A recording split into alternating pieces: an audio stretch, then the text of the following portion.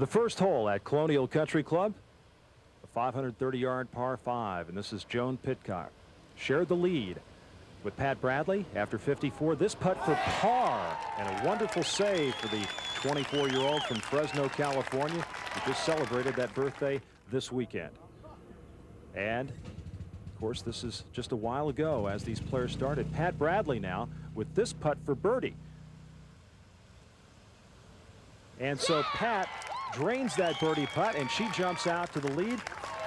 And Pat Bradley, a winner of a previous U.S. Open back in 1981. Then at the third hole, this is Amy Alcott at the par 5, 460-yard par 5 with that birdie putt, and Amy would get to +1 with that putt. Now, Pat Bradley at the third hole. This is for eagle at the short par 5. This is a hole the ladies have really done a number on this week. And she eases that down to within about 5 feet, and Pat Bradley would make her birdie at that third hole. So 2 of the first 3 holes here are par 5s for the ladies at Colonial. Now the third shot for Amy Alcott at the 6th hole, a 365-yard par 4, and after making bogey on the previous hole, she chips it in for a birdie, and a terrific comeback there for Amy at +1. Now Amy Alcott again, this at the 8th hole. She bogeyed the 7th hole, and out of the bunker, look at this again, and another birdie. Now this is live at the 11th hole for Amy Alcott, the 552-yard par 5, and it just slides by, and that would have given her sole possession of the lead at even par. And this is the leaderboard right now in this 46th United States Women's Open. Pat Bradley and Amy Alcott and Meg Mallon are all tied for the lead at +1. Mockery and Keene and Pitcock at +3.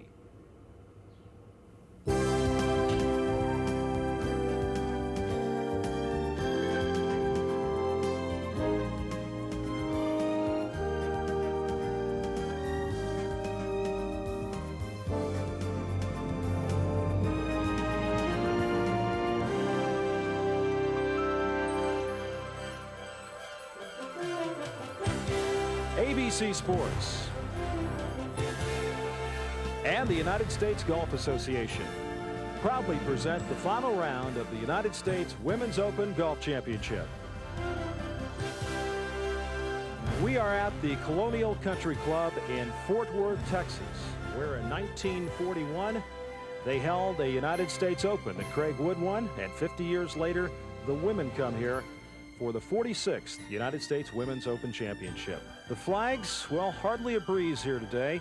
The first 2 days, the wind quite a factor with gusts up to 15 to 20 miles per hour that made playing conditions very difficult for these finest ladies players in the world.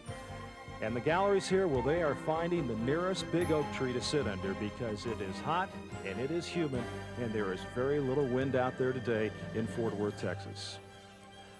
This course for the ladies playing to a par of 71 here, Colonial Country Club. And the distance, 6,340 yards, one of their longest venues in recent memory. It opened back in 1936. John Bredemus was the architect. Perry Maxwell came in to do some extensive work. And the course record shot today by Beth Daniel, a 5 under 66. And the weather. Well, the skies are nice and blue, but the temperature now 98 degrees. You add in the humidity, the heat index 105 degrees, and just that slight breeze, if any at all, out of the southwest, and the forecast is for sunny skies. And the leaderboard now in the final round as Pat Bradley has stumbled a bit at 9 and 10, and a 2-shot lead has dwindled to none, and she's tied with Amy Alcott and Meg Mallon, Dottie Mockery, Laurel Keene, and Joan Pitcock at +3. And long-hitting youngster Brandy Burton, just 19 years of age, at +4, along with Chris Cheddar, who is from Fort Worth. Chris Johnson also at +4, and then Joanne Carner, Debbie Massey, and Jody Anschutz at +6. Beth Daniel with that great round of 66 earlier today, and Ayako Okamoto at +7. And we're going to move out to the tee at 13, the par 3, and Meg Mallon is there. 145 yards today. Meg has a 6-iron and just a light breeze blowing right now from right to left. Pin cut way on the right. Very difficult shot. And that is Mary Bryant, Meg Mallon's twosome. Stay right there. Going left to the pin. Right there. Right there. And it checks up. She's some 35 feet from the hole. And so Meg Mallon has started to make her move. She is 2 under on her round today. And hi, everybody. I'm Roger Twibel, and welcome to our final round coverage of this 46th United States Women's Open. This is a week of firsts here in Fort Worth, Texas, because it's the first time the United States Women's Open has been held in Texas, and there have been so many great players to come out of this state. It also could have been a first for Betsy King. The 2-time defending Open champion was looking to win her 3rd consecutive Open championship. If she would have done that, it would have been the first time ever in women's golf that achievement had been accomplished, but it was not to be. Betsy barely made the cut, but she did finish strong with a 3 under 68 today. It will also be a first time that a female name will go up on the Wall of Champions here at Colonial. Of course, an Open has been held here, and then a PGA Tour stop, of course, the Colonial, and some great, great names in the world of golf. But finally, there will be a woman also on that Wall of Champions. And as we looked at the leaderboard there, some very familiar names and some names you might not be as familiar with. There are 4 players on the top 10 there who have never won a tournament in their professional careers, so they are looking for a big first to win their first tournament. And if they do, that, of course, is the United States Women's Open. And, of course, joining me, delighted to have Rhonda Glenn with us. And, Rhonda, we talked about some of the names there, but the names at the top are those veterans. They sure are, Roger. I think we're looking at either history or destiny today, because the players at the top of the leaderboard, at least 2 of them certainly will go down in the annals of the LPGA as 2 of the finest professionals in history. Pat Bradley, certainly she has a great record. She has won 6 majors thus far. She has been a leading money winner on the LPGA Tour numerous times, and she is now trying for her 2nd Women's Open championship. Amy Alcott, who won the Women's Open Championship and is a former USGA junior player, also has another 29 victories to go with that Open Championship. And should she win today, she goes into the LPGA Hall of Fame. And then a bright new face on the LPGA Tour, and that's Meg Mallon, who recently picked up the LPGA Championship, now contending for the National Championship. And along with that, we have some players who may be seeking their destiny. Joan Pitcock, Dottie Mockery, who contended last year in this championship, and Brandy Burton, some of the fresh new faces and the bright lights in women's golf. And, of course, Rhonda, the wind has not been a factor, so the players are able to shoot at the flags just a little bit more today. Consequently, we have seen a slightly better scoring average by the players out there so far today, indicative by that round by Beth Daniel. Now, let's check in with our on-course commentators and Judy Rankin. Thank you, Roger. Well, the Women's Open is played in mid-July, and historically players have learned that they have to contend with high heat and humidity to do well in this championship. How do they do that? Well, this week players have learned to eat light. You put a little bit of salt on your food. You eat foods that are high in potassium like bananas, and you start doing that early in the week. These are not measures that you take after you start to feel bad on the golf course. When you are on the golf course, you drink a lot of liquids, and you'll see players drinking any number of drinks that are specifically designed to replenish body fluids that are lost in this kind of heat. Keep your head covered. If you're going to wear a visor, you may carry an umbrella, or you will walk in the shade for sure as often as you can. Assuming a player has been able to take care of herself physically, mentally this is a very tough test. It requires a lot of endurance, and you cannot lose your concentration. The players who are the most disciplined are the players you see on the leaderboard today. Let's go to Ed Sneed. When one thinks of the U.S. Open, the first thought that often comes to mind is that of firm and lightning-fast greens. But due to the relentless heat of this 1991 summer, it has been no easy task to bring these Colonial bentgrass greens into tournament standard. Here at the 15th green, for example, and on 5 other holes, there are fans installed around the green. This is in order to reduce the stagnant environment created by hot, humid days.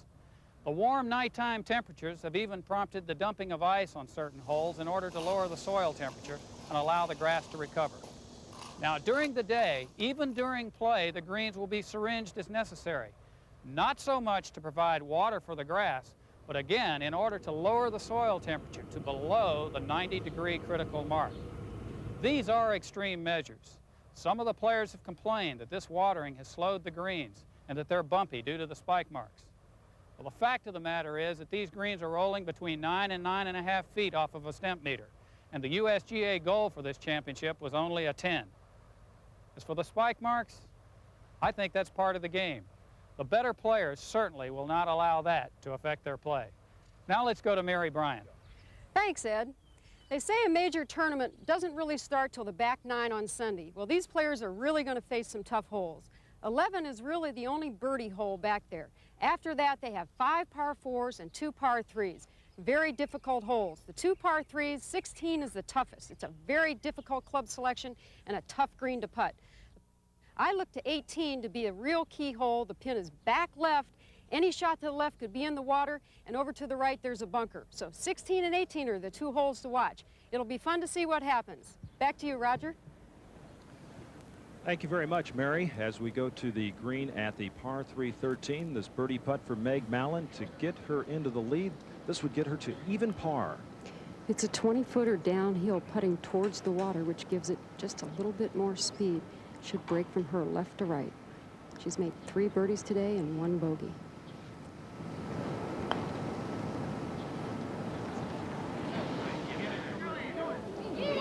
Nice aggressive stroke there by Meg Mallon, who birdied the first and third holes to get to 1 over, but then a bogey at 8, but came back with the birdie at 11 as we go to Amy Alcott, her second shot at the 12th hole.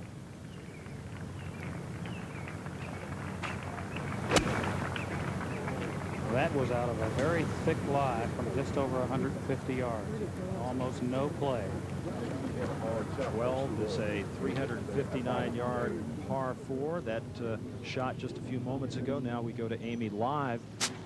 And this is her third shot. She's done some miraculous things today, Ed, on those third shots, chipping and out of the bunker. This is a very difficult third shot. She has a reasonably good lie for being in the rough, but not much green with which to play. It's only about 4 or 5 yards between her and the bunker to the flagstick.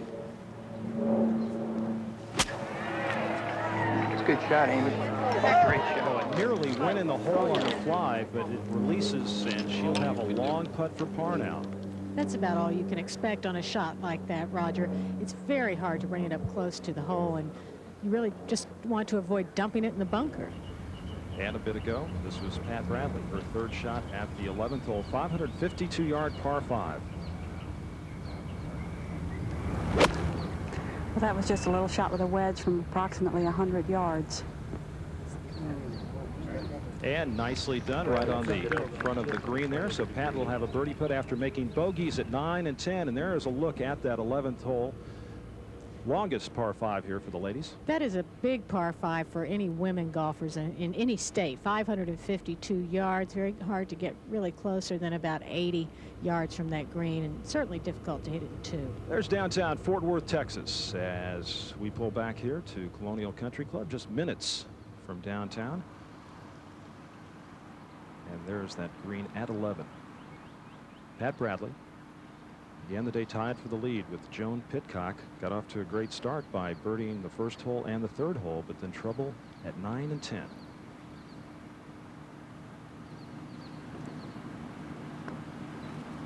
This putt for birdie, and it comes up well short. Amy Alcott paid a great compliment to Pat yesterday after the finish of the third round, saying that Pat certainly had great heart, and she does indeed. She's one of the best competitors and one of the best head-to-head competitors in women's golf, and never gives up. Now, Amy Alcott, this long putt for par to remain tied for the lead with Pat Bradley and Meg Mallon.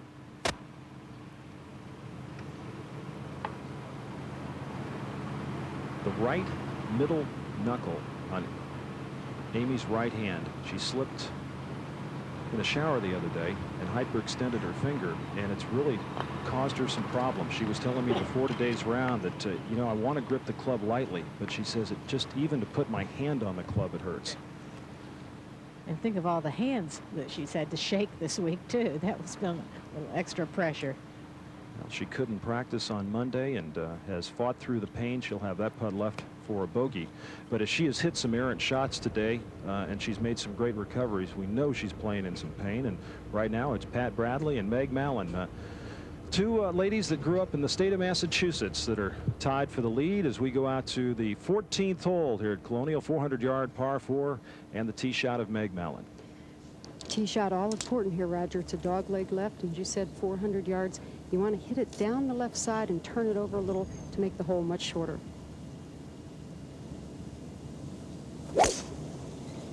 And Meg has hit it left. It looks like it's sliding a little bit back into the fairway. Big bounce. That's absolutely perfect. It's left center, and she probably as long as anybody's going to hit it today, with the exception of 1 or 2 players. Well, and there's a look at the tee shot of Meg Mallon, and as we pull back to that green at 14, this has been one of the most difficult holes for the ladies this week because it generally plays into the wind, and at 400 yards, Rhonda, a lot of the players have had to use fairway woods or long irons to get in there. Hey, that's good for them. I like to see them hit some fairway woods every now and then. But as you said, it was into the wind. Now the wind is relatively calm. It's a very firm fairway. You'll see players hitting short irons into this 400-yard par 4.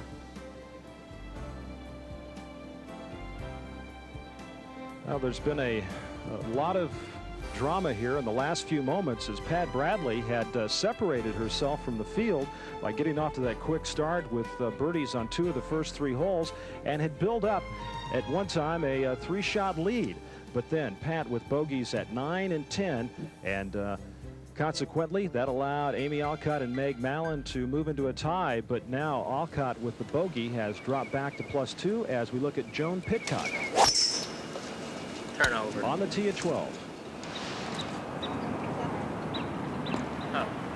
Well, she finds that right-hand bunker where she played her second shot from yesterday.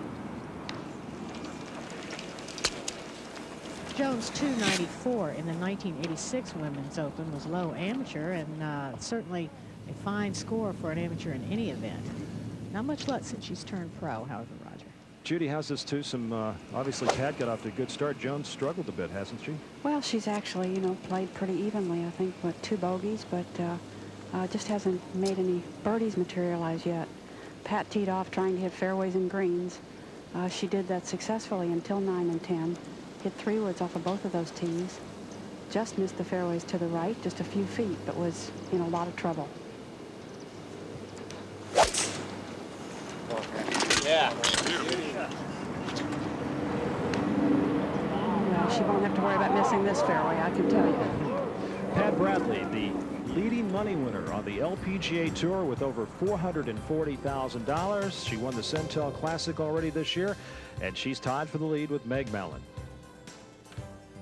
The first U.S. Open championship ever played in the South took place right here at Colonial in 1941.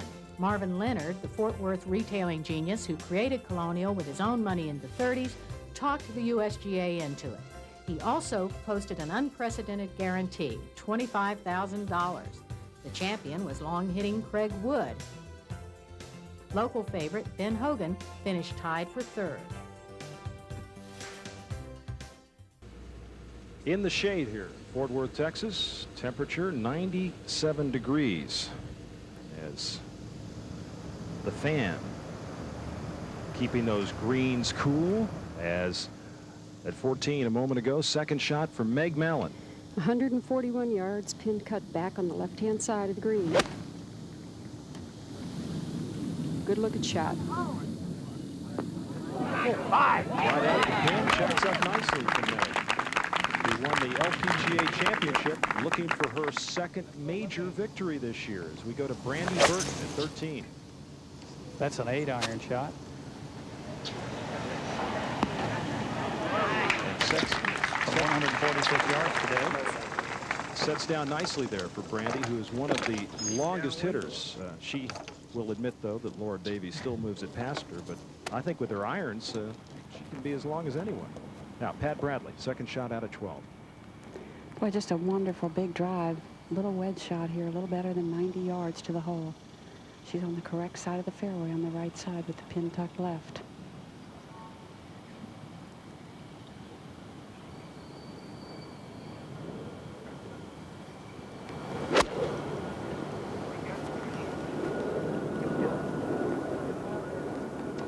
And checks up short of the pin, so Pat's going to have some 30 feet for birdie. And back to the par 3 13th and Amy Alcott. Amy has taken a 7-iron for this shot. Should be the perfect club, I would think. She can be nice and aggressive with it. Flag in a very difficult spot on the right-hand side of the green. It really brings the water into play.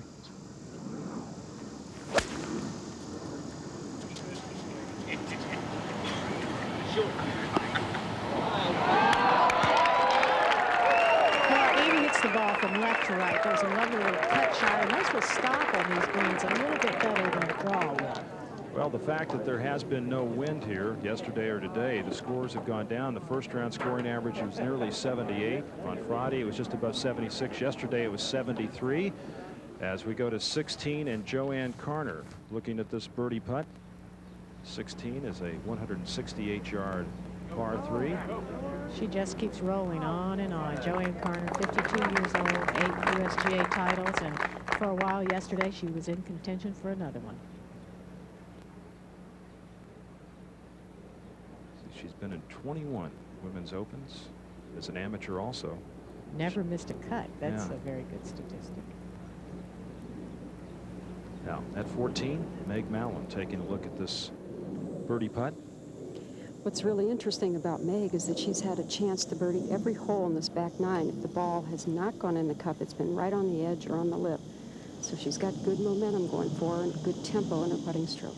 Meg Mallon is really one of the bright lights of women's golf. Ever since she won that LPGA championship and showed such poise in her wonderful, friendly way. In fact, I ran into one of her scorers today, Roger, who had paid money to score for Meg Mallon. So Is that right? she is a great favorite. Well, she grew up in the Boston area, Natick, Mass. Father was an executive with a motor company, and they moved back to the Detroit area, but became friends through the family with a lot of the Celtic players, including Casey Jones, who's now the coach at Seattle. And they've stayed in touch through the years. Casey gave her a word of advice. He said, just watch out for the media. Good swing, nice smooth putting stroke. Yes. And Meg Mallon has taken the lead now in this 46 United States Women's Open as she rolls in her 4th birdie of the day, and she leads Pat Bradley by 1. Meg, who won the LPGA championship, also won a tournament earlier this year down in Florida, 3rd on the money list with over $300,000 in earnings. And in her career, she's improved dramatically. From 1987, her first year as a pro, she was 175th on the money list. This year, she is 3rd. now, Pat Bradley, this putt for birdie, out at 12. Lengthy putt, slightly uphill. She had a putt just about this distance for par at the 10th hole. Worked to 2-putt it.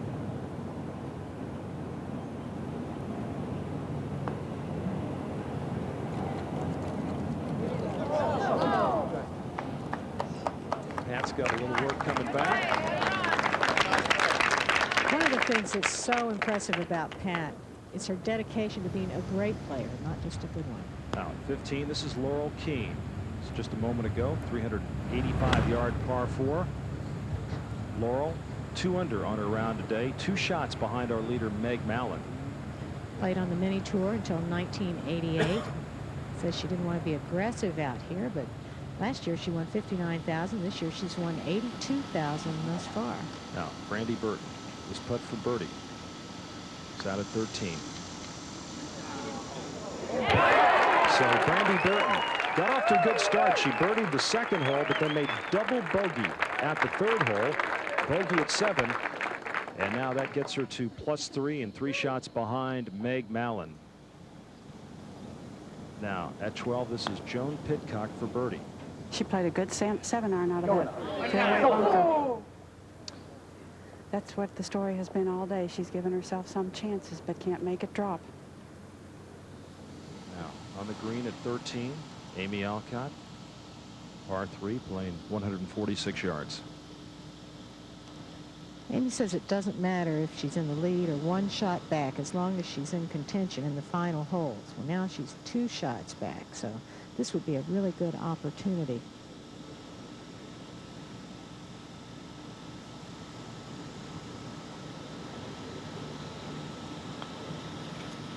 And Amy Alcott pulls within 1 of Meg Mallon as we go to our leader at 15.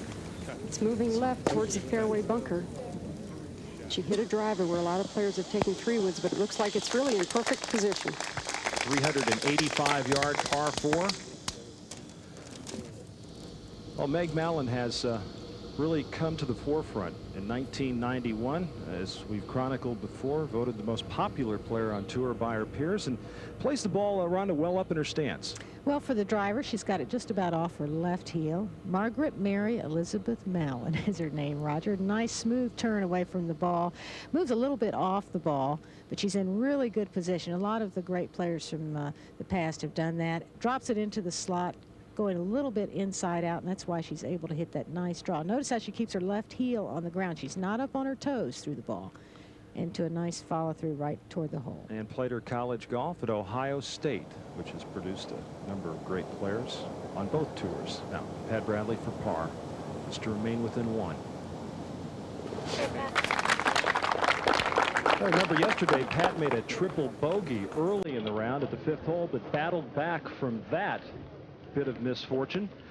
But right now, Meg Mallon from Natick, Mass. Originally leads Pat Bradley from Westford, Massachusetts. The lowest 9-hole score in the history of the Women's Open is 31, a record shared by Pat Bradley and an amateur, Judy Bell, who did her 31 in odd circumstances at San Diego in 1964. Under doctor's orders after suffering a skin reaction from too much sun, Judy was covered from head to foot, including gloves on both hands. By the way, Judy Bell is now treasurer of the USGA, the first woman officer in the history of the association. Incidentally, Christy Albers joined this elite company when she shot a 31 Friday.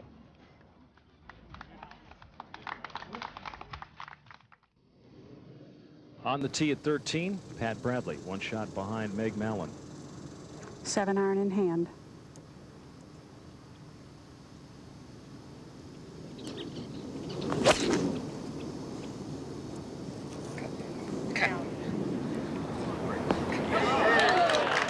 They are doing some syringing on those greens because everyone we've seen hit at 13, the par 3, is able to make the ball stop quickly. It's only fair on that hole. That is such a narrow green from front to back. You really otherwise would be in the back bunker. Amy Alcott on the tee at the par 4 14th has had a scrambling kind of round today. She finds herself one shot back of Meg Mallon.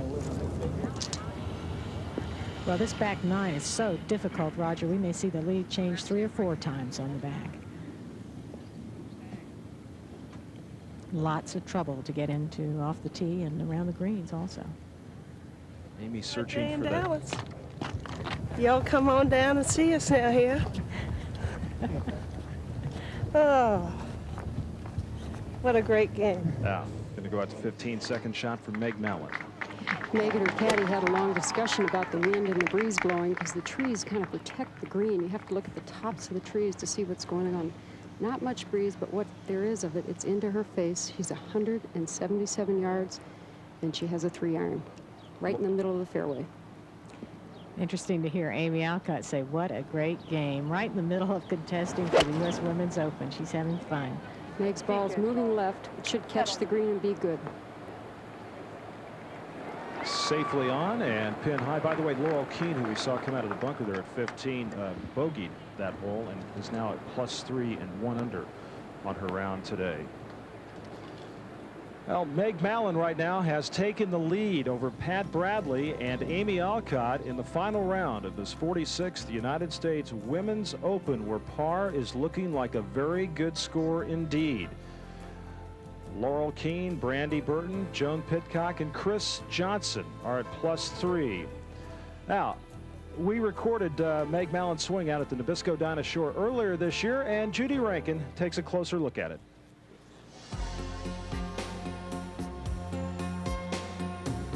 Well, here's a golf swing that's really enjoyed a lot of success this year.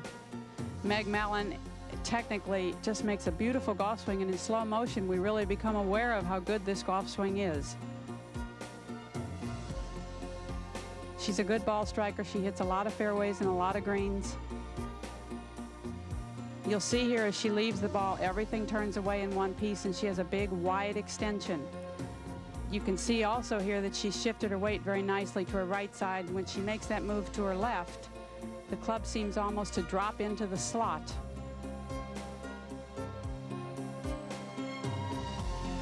Watch her head now. Her head stays very steady, but maybe moves behind the ball just about an inch or so.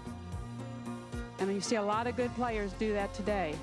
Get behind the ball so you can move through it.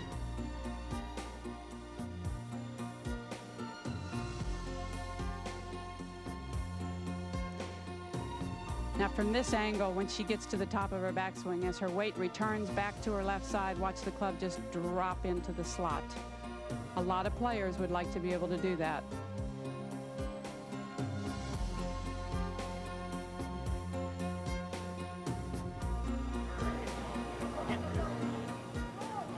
Well, from the snow-capped peaks of the San Jacinto Mountains and sweater weather of Palm Springs in March, we come to the heat and humidity of Texas in July.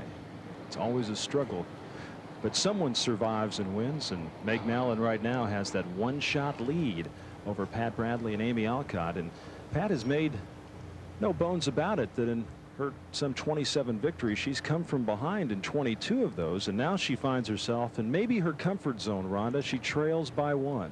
That's true. She's more comfortable coming from behind, but she's either been the leader or the co-leader every day this week. Pat's kind of accustomed to this type of weather. She takes lessons in Garland, Texas from Gail Davis at Eastern Hills Country Club, so she spends a lot of time in the Dallas-Fort Worth area. Now we'll go out to 14. Second shot for Amy Alcott. Amy has just over 160 yards to the hole and has a perfect angle to the flagstick. She's on the right side of the fairway, and the flag being in the back left corner gives her a perfect shot to use all the green to get to the hole. Should just be a nice 5-iron.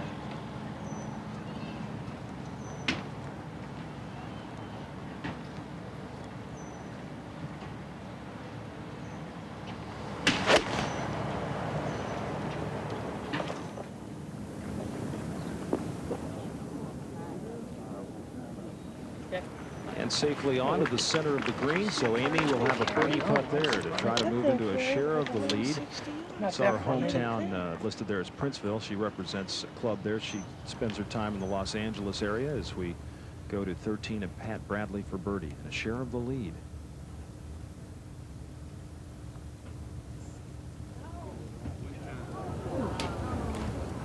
Now they have a tradition in the Bradley family. Whenever Pat wins a tournament, they ring a bell up in Westford, Massachusetts, so they're standing by with that as we look at Meg Mallon now for birdie at 15. A very, very makeable putt, pretty much straight, about 20 feet.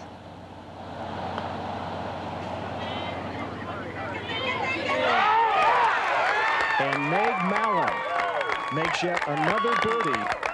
Birdies at 11, 14, and 15 on the backside, and she has moved out to a 2-shot lead now over Pat Bradley with this par putt at 13. So Mallon leads Bradley and Alcott by 2 shots here in the final round of this United States Women's Open. Meg Mallon just birdied. She's 100. Now on the tee at 16. Par 3, playing 168 yards. This is Laurel Keene. 28 years old, lives in Brandon, Florida. Sit down. Sit soft. Actually, she told me this morning she's in Daytona Beach now, Rhonda. I was asking her, I said, you know, lots of times the information a little misleading. She goes, yeah. She goes, I was born in Portland, Maine. I grew up in Ohio. My mom lives back in Maine now. That's where my mail goes, but I'm in Daytona Beach. Now, this is Brandy Burton.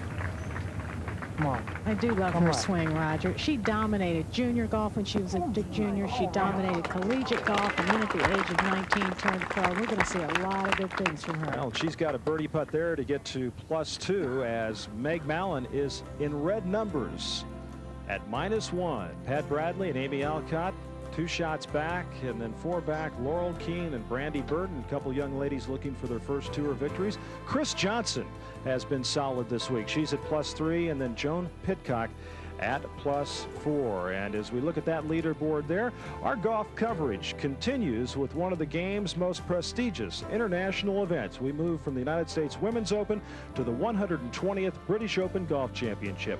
And our live coverage begins at 10 a.m. Eastern, 7 a.m. Pacific time next Saturday, right here on ABC Sports. We'll be at Royal Birkdale outside of Manchester, England, where the Americans have done a pretty good job through the years there.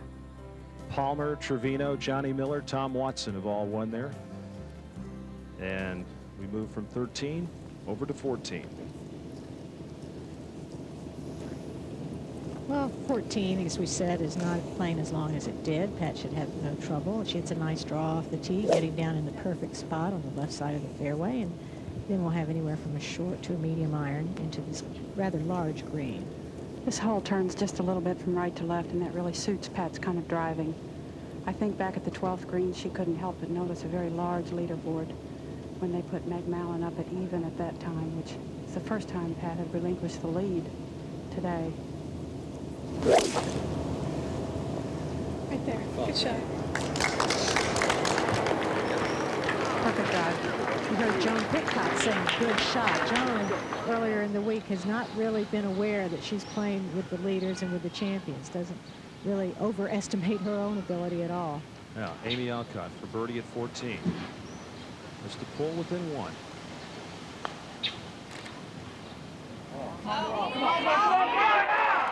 And Amy Alcott, who made 2 birdies on the front side by chipping in from off the green and hitting a bunker shot into the hole, makes one with her putter now. And so Amy Alcott at even par, 1 behind Meg Mallon. And Alcott with birdies at 13 and 14 as we go to Laurel Keene. And this putt was for par at 16. These are the greens they said they could not putt. We've seen a lot of them go in the last few holes, Roger. Great golf course, built in 1936. Back to 14 now. Brandy Burton with this putt for birdie. Mentioned earlier that she had a double bogey at 3. She was very unlucky. She hit the big tree off the tee, and the ball went to the left and out into the driving range, out of bounds. Yeah, and that's a hole normally she would just eat up because it's only a 460-yard par 5. As she loses that putt to the left. Now, out at 15. 385-yard par 4. That is Chris Johnson you're looking at right there, playing with Chris Cheddar. Chris Johnson with 3 birdies on the day. Began the day at +3. That's where she's at right now. Yeah. Chris has won 5 tournaments and rather 6 tournaments now, and 5 of those have been in the West, mostly in Arizona. Especially, well, she lives in Tucson. She birdied 17 and 18 yesterday to get to that +3 figure. Big hitter.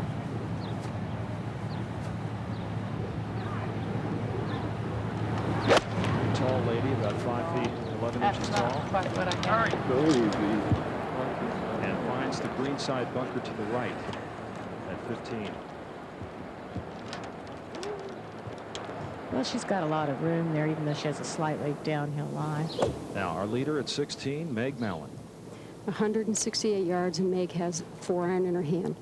Very, very loose out here, Rhonda and Roger. We were standing here talking about Detroit Tiger baseball and what she's going to do next week, so she's very calm. Pin on the right side, tough to get it close unless you hit it way out of the right of the green and work it in.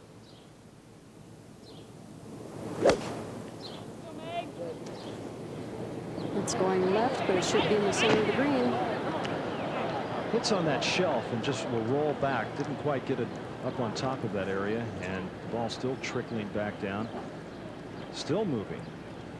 Well, bent grass greens in July in Texas. I think the crew here, which has worked double overtime this week with the fans putting the ice on top, syringing these greens, have kept them very playable. As we go to the tee at 15, and Amy Alcott, who is 1 shot back of Meg Mallon. There's not much wind here, but what wind seems to be here seems to be a little against the player right now.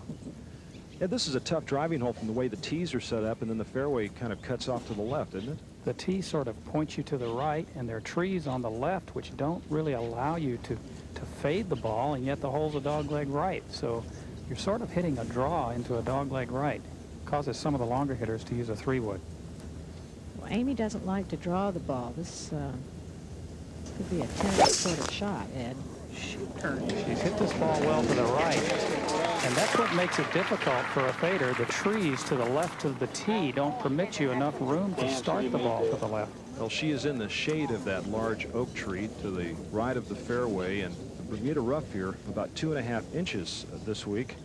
Very difficult to hit out of it, too, especially for women. We have to admit we are not quite as strong as the men. It takes a lot of power to get out of that stuff.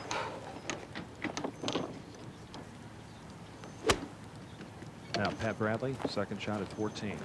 Well, Pat's playing from 138 yards. Before she got to the ball, her caddy Woody came up to me and asked me if Meg had birdied 15. I said yes. He said we better go flag hunting.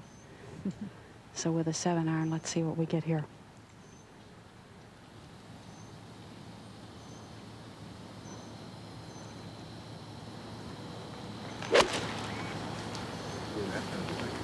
It's up. And that releases, and it'll just hop onto the back fringe. Joan Pitcock hit a good shot in there. Our final group, Bradley and Pitcock, make their way to the green at 14. And this is the entrance to the Colonial Country Club. It's Colonial because founder Marvin Leonard and his wife were fascinated by the colonial architecture. They decided to build this clubhouse in colonial style and even named the club for it. As we go into the foyer of the clubhouse, hang a right and into the Ben Hogan room, his collection of trophies, mementos, and we'll return with more golf action from the U.S. Women's Open after this message and a word from our ABC stations.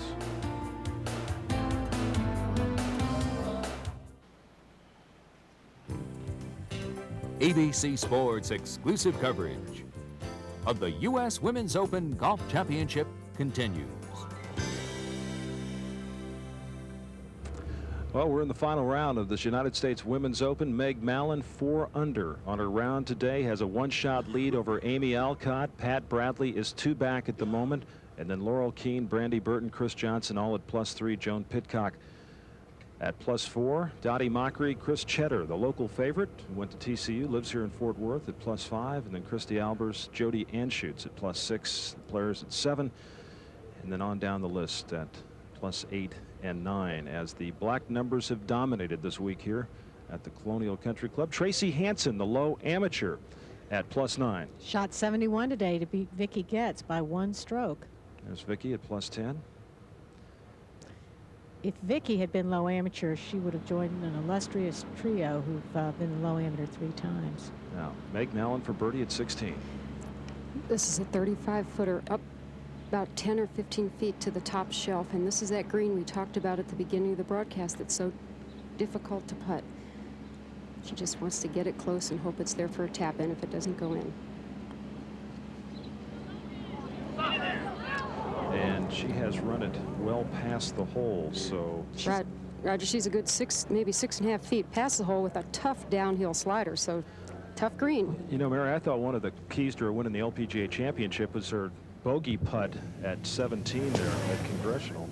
As we go to Laurel Keane at 17. Second shot, 360-yard par 4, and a beautiful shot by Laurel, who is at 1 under on her round today, and she's got a birdie putt there to pull within 3. Now, Amy Alcott. Ed? Amy has got a very thick lie in the rough, and she has really no play at the flagstick. I think the best she can hope for is to hit the ball out to the left front and maybe hope that it will run onto the front of the green. She's about 177 yards from the hole, just over 150 to the front of the green. I think she could get it on the green, but she's going to have to bounce it up.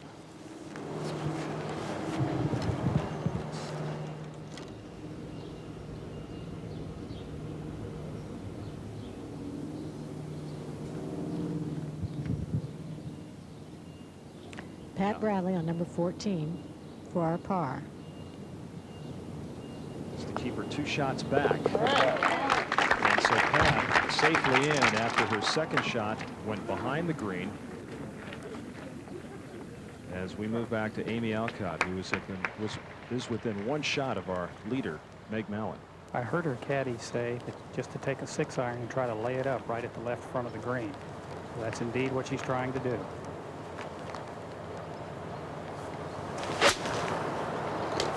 Ball came out very well.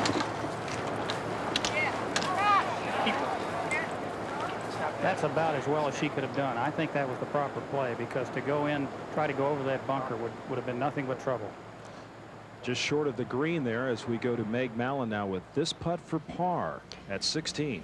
As I said before, Roger, it's a downhill slider, slightly left to right, break on it.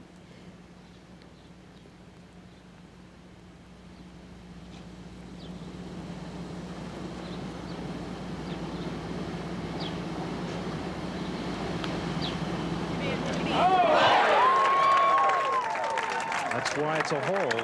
Sometimes you have to use all of it. She did use a majority of the left side, and so Meg Mallon remains 1 shot ahead of Amy Alcott, 4 under on her round today. And that's got to bring a big smile to her face as she moves the tee at 17. Well, the veterans, Alcott and Bradley, and then Meg Mallon, of course, is really starting to make a name for herself. Laurel Keene, a young player, is having a very good year as she has moved up to 32nd on the money list. And then a player like Brandy Burton, just 19 years of age. Joan Pitcock, who just turned 24. And Pat Bradley, she's going to move to the tee now at 15. Noting those ages, Roger, we are seeing the new generation as well as the established champions right here at the end. Pat with a 3-wood, as she's played every day off of this tee. She's in pretty dire need of a couple birdies.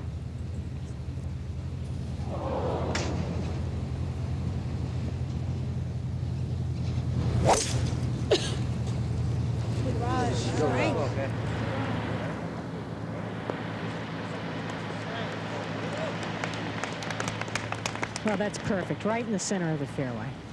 Right by the 150-yard club marker, both Pat Bradley and Amy Alcott at that 15th hole at the same time. And here's a look at 15, par 4, measuring 385 yards. Well, it's a little dogleg to the right. The best place to put it, with a shorter club perhaps, is a little bit to the right of that left-hand bunker. Then that gives you a clear shot into this green, which is guarded by bunkers right and left and some trees. And behind the bunker on the left, a little part of the Trinity River sneaking along. I think this is one of the most intimidating greens out here. Double level, yes. Yeah. Now, on the tee at 17, 360-yard par 4, our leader, Meg Mallon. They've pushed the tees back here quite a bit today, so the hole's going to play much longer. Meg has chosen a fairway wood. Ideal shot to left center of the fairway. 17th has determined so many championships in the Colonial National Invitational Tournament, Roger. It's so tight off the tee, and it's so tight going into the green. Perfect shot. We saw by that graphic she has been hitting fairways with great regularity today, and she hits yet another one as we move to 15. Third shot of Amy Alcott. Little pitch and run. Get up there. There's not any real heavy USGA fringe, at least not around every green. They tried to set up this course so that it would bring the chip and run back into the game. Most of the people at the top of the leaderboard are very good at that shot. Now, a few moments ago, Laurel Keene is for birdie at 17.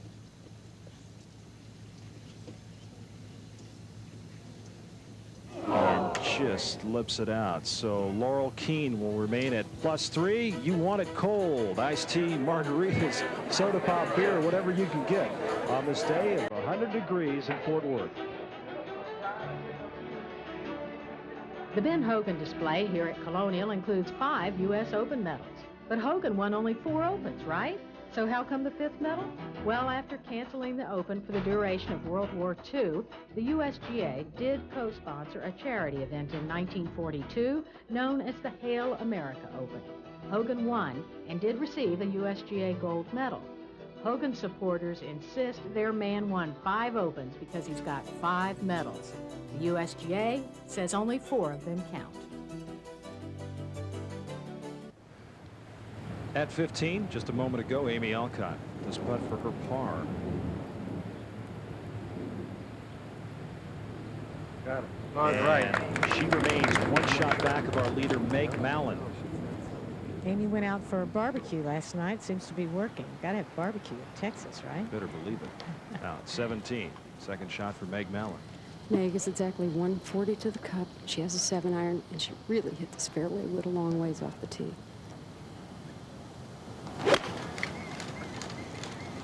Good-looking shot if it's up. Oh, yeah. Oh, yeah. Oh, wow. She hit some terrific shots coming down the stretch under pressure. She did it in her first win of the year down in Lake Worth, Florida. She did it in her win in the LPGA Championship as we go to Pat Bradley, second shot at 15. 162 yards, and I think she really needs to fly this ball all the way back to the hole. She can't be scared by what happened at the last hole.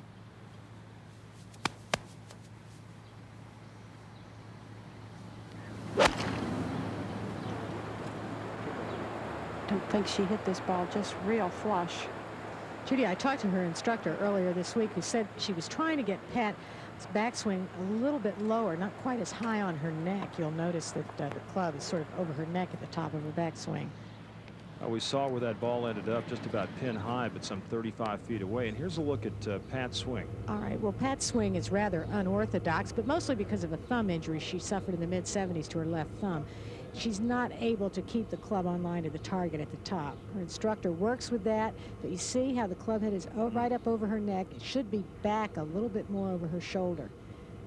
Another thing they wanted to work on was to swing more out at the target, and Pat has been sort of coming across the ball, which is not helping her accuracy at all. But golly, she's played some great golf swinging like that, hasn't she? Won more money than anyone else out there. Oh, yeah. Now at 16, Chris Johnson for birdie. She's at +4, coming off a bogey at 15.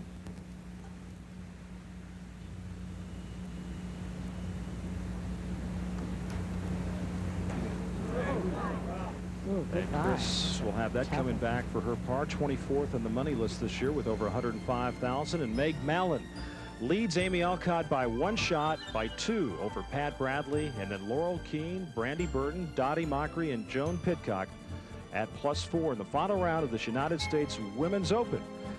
And on Saturday at 3/2 Central on ABC Sports, top bowlers will take aim at the $130,000 Wichita Open. Then on ABC's Wide World of Sports, the Meta New York Games with Carl Lewis leading the field. Plus, the American Championship Racing Series continues with the New England Classic. It all begins Saturday here on ABC Sports. And this is what it's coming down to in the final round. One player under par. And this lady, Amy Alcott, on the tee at 16, right now at even par, 2 under on her round today, and she really held her round together on the front side when it could have gotten away with a couple of tremendous short iron plays from off the green. And there's a look at our leader, Meg Mallon. What's interesting about Meg is that she does not know she's leading the tournament. I talked to her caddy, and she said in the locker room, I'm not going to look at any leaderboards, and her caddy says she has not looked at any, and she has no idea where she stands right now. And Mary, she didn't at the LPGA Championship. No. She didn't know until Pat Bradley was putting where Pat stood in that tournament. That's right, Roger. Every player has a different way of doing it. Where a Pat Bradley or an Alcott, they like to look at the leaderboard, it spurs them on.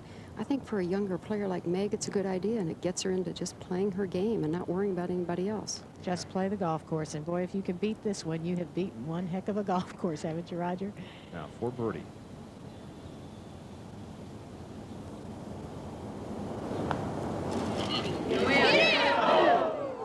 I'll tell you, if it weren't for the golf gods out here, she could have birdied every hole on the backside. She's been so close.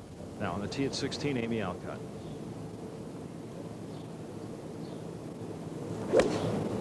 That's a 5-iron shot. Looked like she lost her balance, Ed, after her swing, but the result's not that bad. Not bad at all. It's a rather difficult putt putting up that slope, but I think she played the proper shot. I don't think she should try to force it into the hole here. She has 2 more holes after this. Now Meg Mallon for par, and nicely done. So Meg Mallon 4 under on the round today. A 1-shot lead over Amy Alcott will go to the par 4 18th. Now on the tee at 16, Brandy Burton. Brandy has taken a 6-iron. Very strong player. She has hit some very, very impressive golf shots today. Although she's only 19, she's been a competitive golfer for 10 years. She's been playing competitive golf since she was 9 years old. Played a lot of other sports too, Roger. Softball, she was a competitive swimmer, very good at that. Played tennis. And then she chose golf. And that ball might come down from that side. There's a severe slope to the left. No. Boy, she hit that ball a long way. It carried past the green and bounced up into the bleachers. And they are looking for it at the moment. As we go to 15, and Pat Bradley, his long putt for birdie. She's looked at it long and hard. She knows it's late in the day. Has to roll one in here pretty quick.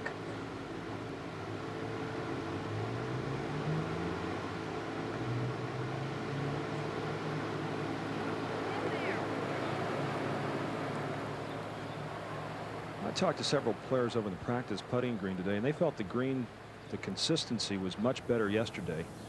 As we see Laurel Keene just a moment ago at 18. As a matter of fact, Laurel was telling me that she felt that the greens were really improving. And so Laurel Keene will have that putt for birdie. And this was the swing of Amy Alcott. She has her feet very close together. Her left toe is pointed out. And Rhonda, a very short backswing. Amy's always believed it's sort of a 1, 2, 3 swing. Very simple. Just 1, take it back, 2, start down, and 3, finish. But she does go up on her toes. The ground is very hard and well packed here, and I think it made her lose right her footing a bit. Kind of move off that time. But she'd already hit the ball by then, so it didn't turn out too badly. Now, on the tee at 18 is Meg Mallon. Well, first the hit, Roger, is going to be Dottie Mockery. Okay. She made a great birdie back on 16 and then made a nice 10-footer to save par on 17, so she's first on the tee. Dottie is at +4 for the championship, even on her round today.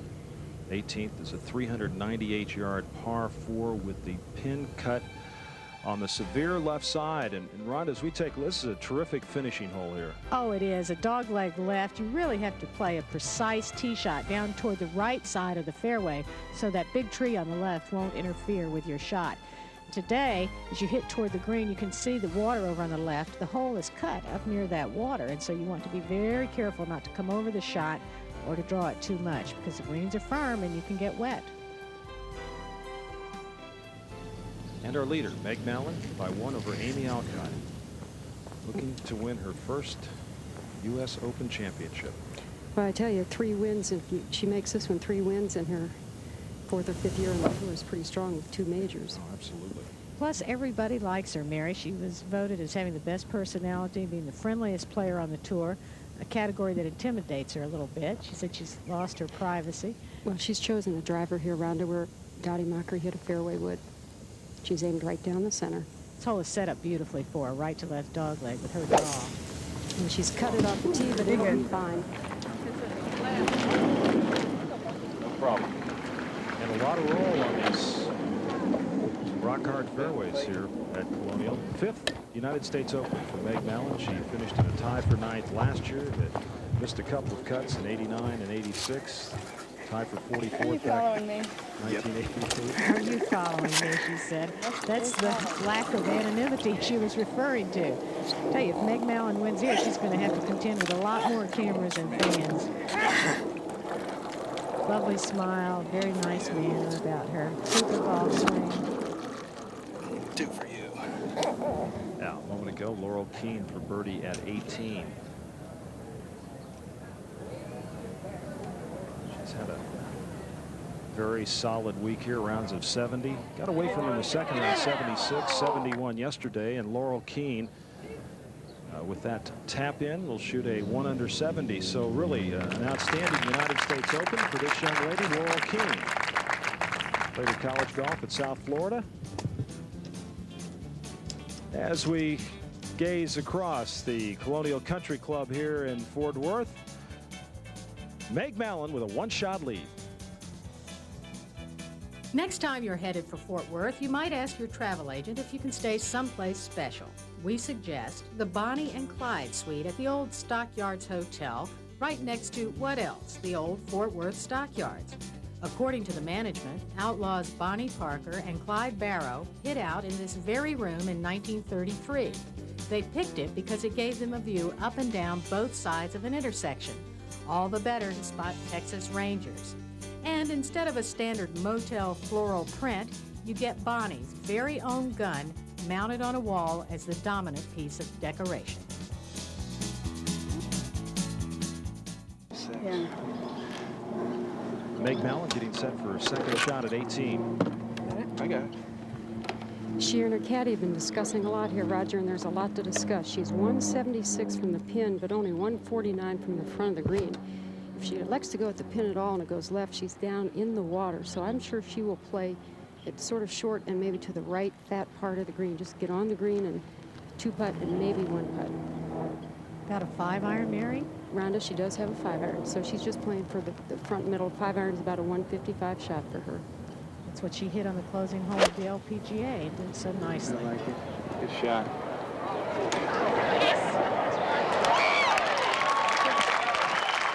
17 of 18 greens for Meg Mallon, and she has that putt for birdie at 18. Meg opened with a 70, shot a 75 in the second round, had a 71 yesterday. Very few of these ladies have gotten through this championship without throwing a 75 or 76, Adam. The exception of Pat Bradley and Joan Pitcock had pretty consistent rounds in the low 70s. As we go out to 16, the par 3, Amy Alcott. We've had a long wait at this green. Brandy Burton, who hit her ball into the bleachers, got a drop, got relief from the bleachers, and pitched very nicely down to the hole, but it took quite a while to determine that. Amy has a difficult putt, but I think she's in a good position on the green, and 2 putts here will give her a chance. Of course, you have to make at least 1 birdie, it looks like, coming in. Well, Amy 1 shot back of Meg Mallon right now, and of course what this means with Alcott and Burton being the next to last group of the day, that Pat Bradley got a bit of a wait. Speed is very important on this putt. It's going to break a little bit to her right as it starts out, but once it gets up onto the top level, it will break back to the left slightly.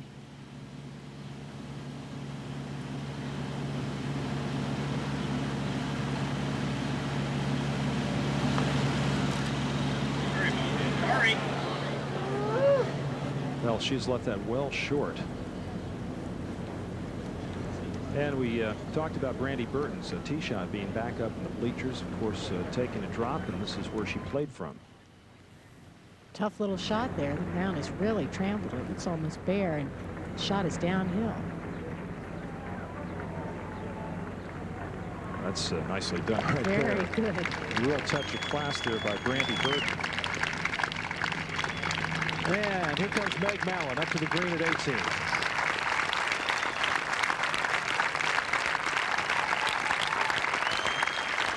Roger, we were talking about destiny, and Meg Mallon may be well into hers right now. 2 major championships within 3 weeks, if she is able to hold on here.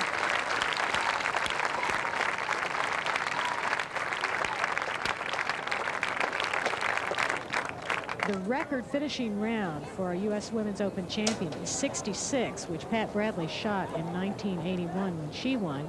If Meg Mallon makes this putt, she'll tie that record. At 18 a few moments ago, Dottie Mockery playing with Meg Mallon. Dottie even on her round today. Keep turning. Come on. And a fine shot right in the center of the green. Now, Amy Alcott for par at 16. These are the putts that sometimes cause Amy a lot of problems. She must make this one. So Amy Alcott with that bogey, the 3 putt at the 16th hole. Now drops back to +1 and 2 shots behind Meg Mallon.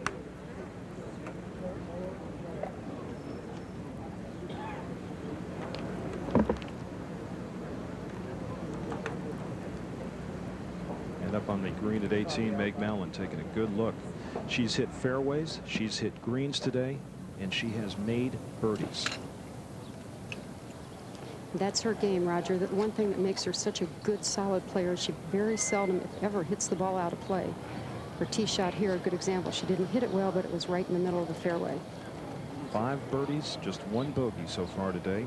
And if she would make birdie here, that would be around a 5 under 66, which would equal Beth Daniels' round of this morning. 28-footer has a little shelf about 5 feet from the ball that will go down, and it should break from her right to left. Asked her caddy again. She has no idea how she stands to the rest of the field right now.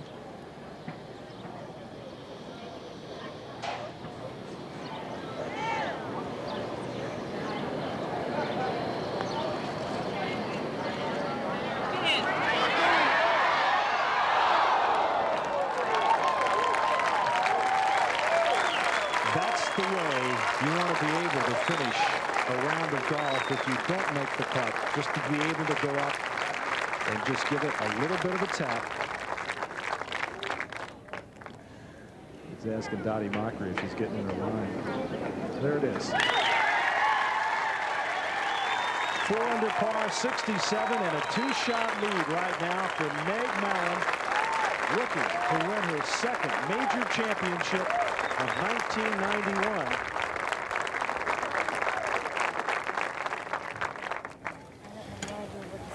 We're up 2 right now. Oh, really? Yeah, we're up 2 in the club. Oh, good. Good. Thank you. And that's the first time she knew Watch me do it. Okay. where she stood in this championship when she just asked her caddy where she was. And he said, we're up by 2. Now, Amy Alcott. Tee at 17. Good ball. Good ball, Amy. Right.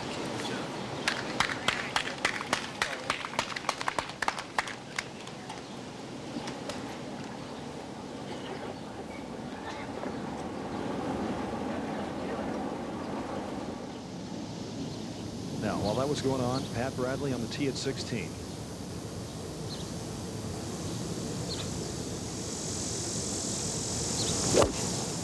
Well, Pat hit a 5-iron, hit it very thin, was trying to cut the ball from left to right to that pin, and it's not her strongest shot. Well, she got a very fortunate break there because that ball could have ended up in the bunker. It hit just up on top and kicked straight left. And there's our leader, Meg Mallon, making sure all those numbers add up.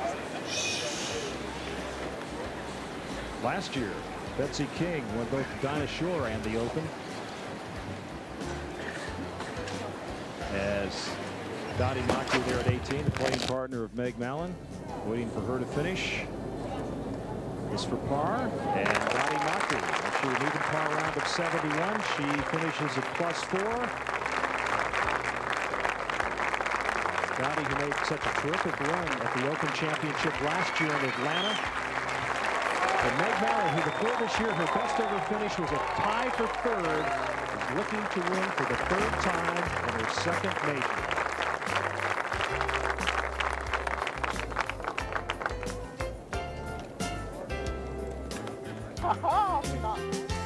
Pat Bradley, Amy Alcott are 2 shots back and still out on the golf course. Colonial, like so many of America's great courses, came to exist because of the vision of one man who was not impeded by the advice of a committee. Pine Valley was the dream of George Crump. Samuel Morse created Pebble Beach. And Henry Founds forged Oakmont.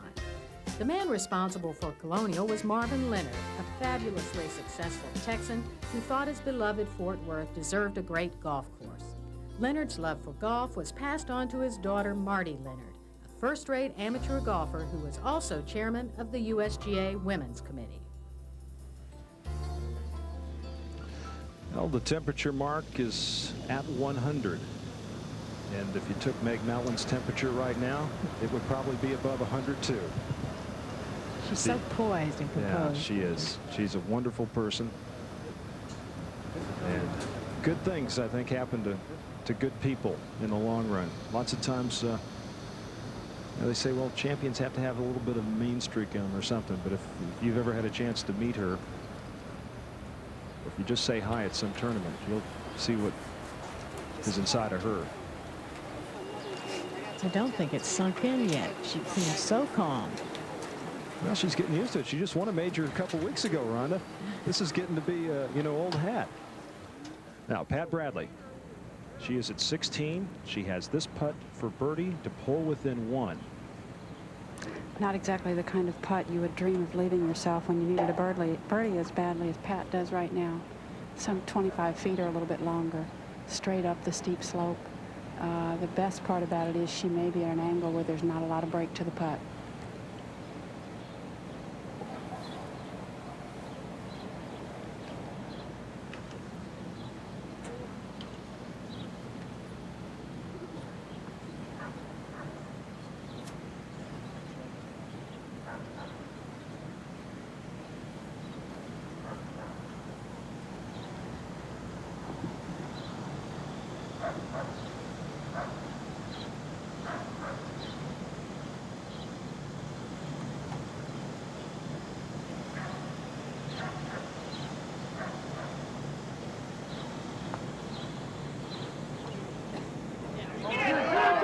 She gave it a good run. Good solid stroke. Got it past the hole.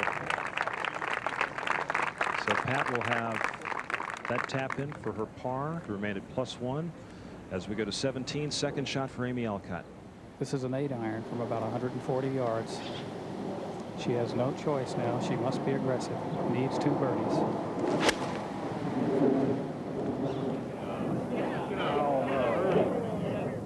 And it comes up well short.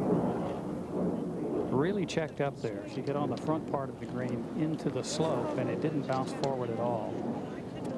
I guess that's a tough thing about an Open when you've played 3.5 days and maybe not being quite that aggressive because of the uncertainties of the greens and such. Now all of a sudden to get real aggressive as we look at Brandy Burton, her second shot. Only from about 115 yards. Boy, that's a big time golf swing right there. She is going to be a great player. I'm just so impressed with her game. So Brandy Burton with the birdie putt. Now at 16, this is Joan Pidcock for par. Out of the left bunker. Joan is at +5 right now, 4 over on her round today. Well, if you've missed seeing her the last few minutes, she 3-putted 13 and 15 to take away any chance she might have had to get into contention. Well, she told me before today's round, she goes, you know, this has been weird because I didn't know if I was ready for all of this as we look at Meg Mallon's parents. And Good morning. You're an Irishman, you know? Calm down.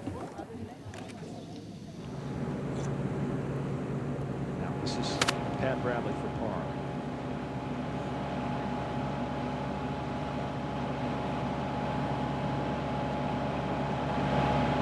So Pat Bradley is faced with this situation. She is 2 back of Meg Mallon. She has 2 holes remaining here at the Colonial Country Club in Fort Worth, Texas. 1981 in LaGrange, Illinois, Pat won the United States Open. Good shot. Now Chris Johnson is at 18. Chris is at +5, 2 over on her round today. Playing along with Chris Cheddar. As players who took upwards of 5.5 hours on Thursday and Friday and a little less than 5 yesterday playing in 3s. Today as 2s are playing in well under 4 hours. It's amazing.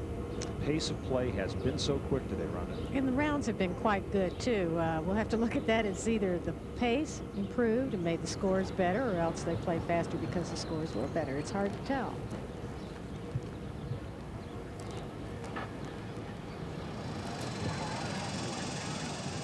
Second shot for Chris.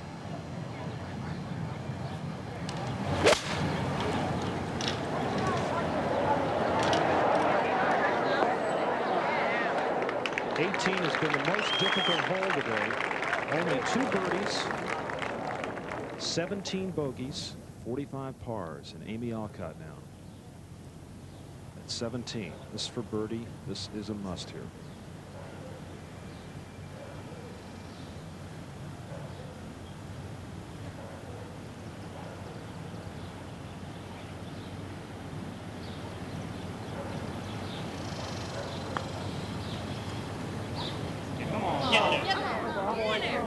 She gave it a good wrap.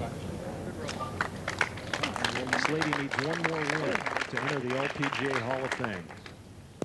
She's been close to it before this year, and she has been in contention in this championship. As we take a look at the 17th hole, par 4, playing 360 yards, little dog leg to the right. Not exceptionally long, so a lot of players are able to hit a fairway wood off the tee just to play for control. They need to keep it short of this little ditch that you see, which is not a hazard, and then hit to a green well guarded by the bunkers and by the trees. And it's a very narrow green also.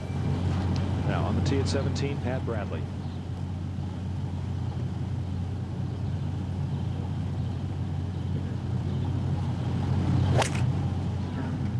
Well, this has started down the right side and is leaking in that direction. And then it's gone well right and through that waterway over there, which Ben Crenshaw made famous in the Colonial. I don't know if you remember that, when his ball landed in there and rolled and rolled and rolled. but that has gone through that waterway, and Pat's got a big problem.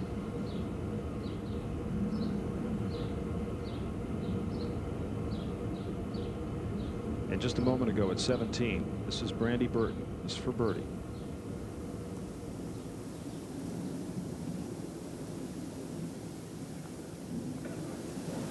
And just slides by on the right-hand side, but now Amy Alcott for her par.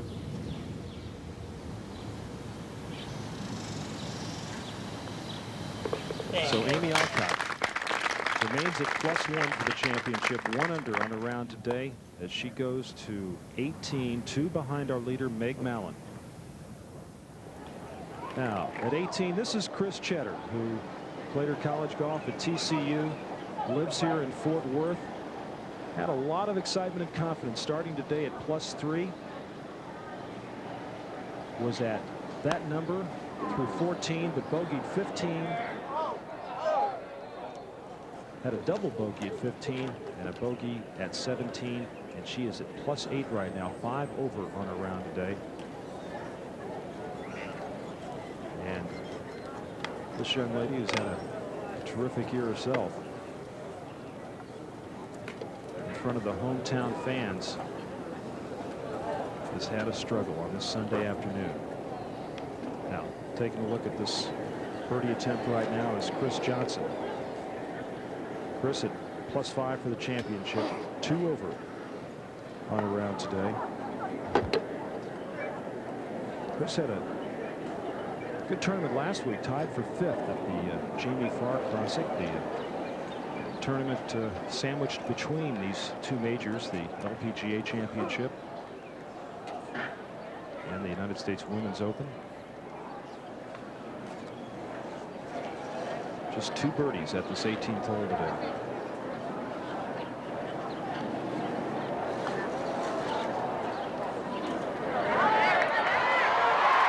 Well, she has birdied 18 on Saturday and Sunday, and Chris Johnson with a round of 1 over, 72.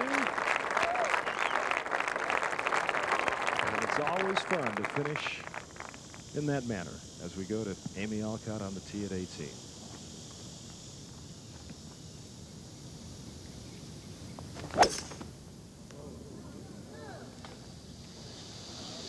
That ball hit the tree, Roger, about 100 yards from the tee, and just in the beginning of the fairway. He still had no chance to reach the green. Was it a snap hook yet, or was it just hit? I couldn't tell if she just pulled it or if she hooked it that way. I think she just pulled it. Yeah, we see it right there. Goodness, it's down. We see it now on the right-hand side, so she must have just hit it straight right. Maybe trying to hit a big draw or something. Now Brandy Burton. She can't put a hit on it. All right. Brandy Burton's a young lady that's not afraid of an Open Championship or being at the top. She says she relishes that opportunity, and is Pac-10 found in her freshman year at Arizona State when she came in and won 6 tournaments. Now this is the tee shot with Amy Alcott, set up on the right-hand side of the tee here. All right, she takes it back in good position. Amy normally plays the ball left to right. Let's take a look at it. Club head a little bit closed at the top there, Roger, and she may have spun out a little bit with a closed club head. It's going to go dead left. Well, she did go dead left, but the ball ended up over on the right-hand side, apparently. That's what I thought initially. It hit the tree real solid. Well, you got to play the bounces too. Yeah, you do. Right? Well, now the Pat Bradley situation, Judy.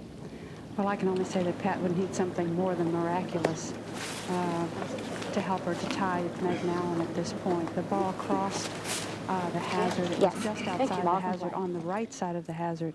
She has been given relief. The USGA deemed the area that was very rocky where her ball was laying as ground under repair. She's taken a free drop.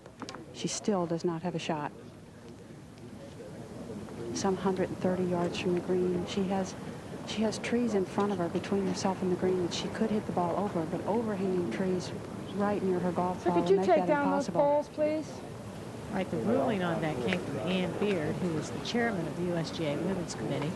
Notice them in their cowboy hats today, appropriately for Fort Worth. It's what I would have understood a few years ago as the rule of equity.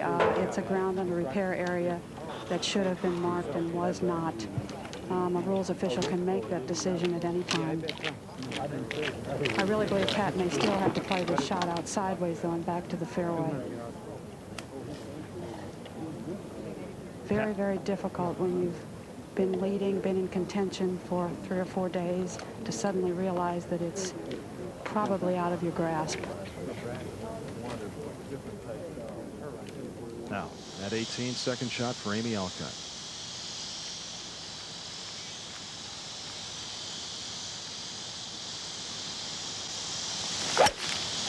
Oh, good swing. Trying to turn it in. Very good shot. It's about the best it could have done. 40, 50 yards short of the lane. How far back was she, Ed? Oh, I would imagine that she was close to 300 yards from the flagstick. So Amy Alcott hitting the trees off the tee at 18 and be playing her third shot from short of the green by about 30 yards. Now Pat Bradley, who was Judy was mentioning, has been at the top of this leaderboard ever since the first day when she went out early on Thursday before it got too hot. She shot the low round of that day. Get some moves. 269. Well, she's taking a long iron, Roger. She's just going to try to punch the ball low back out to the fairway in hopes that she can make 4 that way or hit it in the hole here at 18.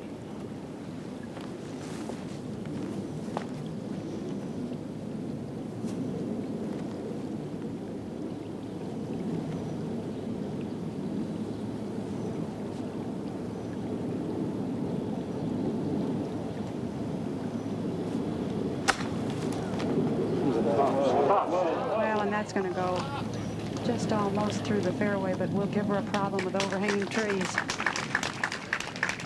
And right now, let's go over to Rhonda Glenn with a young lady. Looks like she's going to win the United States Open. Wow, Meg, how about that? What are you thinking about now? It's a pretty well-determined thing. You know, I'm looking at my parents here. I just keep shaking my head. I just can't believe the way this has ended up today. What did you have as a goal today when you teed off? Well, you know, at this golf course, you just have to take one shot at a time, and you can't get ahead of yourself. And I knew you had to get out to a quick start in the beginning of the round with the 2 par 5s, and I did that. But I gave one back, so you know, it was a nice time for my putter to get hot. All right, stay right where you are, and we'll take a look at some more golf and be back with you in a minute, Meg. Now, Pat Bradley taking a look at her third shot as Pat, who began the day with a birdie at the first hole, a birdie at the third hole, and at the 8th hole today, she had over Meg Mallon a 3-shot lead, but then Pat with a bogey at 9 and a bogey at 10, and nothing but pars since then.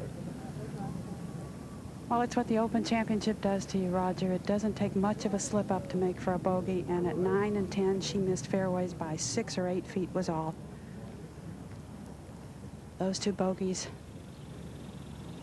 told the story up to now. This is about 90 yards.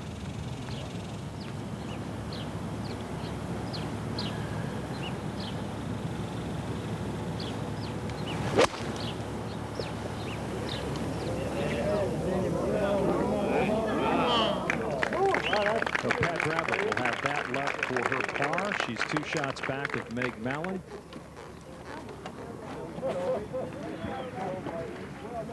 And her dreams of a second United States Women's Open quickly fading as we look at Amy Alcott, who's facing her third shot at 18. Well, as we watch this United States Women's Open Championship unfold here in Fort Worth, Texas, we want to remind you that our coverage will continue on Saturday with one of the game's most prestigious international events, the 120th British Open Golf Championship. And our live coverage will begin at 10 a.m. Eastern and 7 a.m. Pacific time right here on ABC Sports from Royal Birkdale. Where, of course, Nick Faldo won last year at St. Andrews, but Birkdale's a course that Americans have done very well at. They've won 4 of the 5 times the event's been played there. as Amy Alcott gets set for her third shot.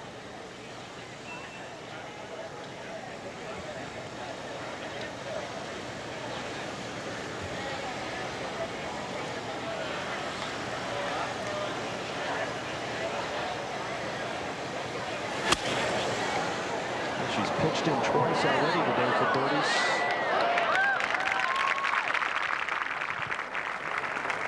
And that's left for her par.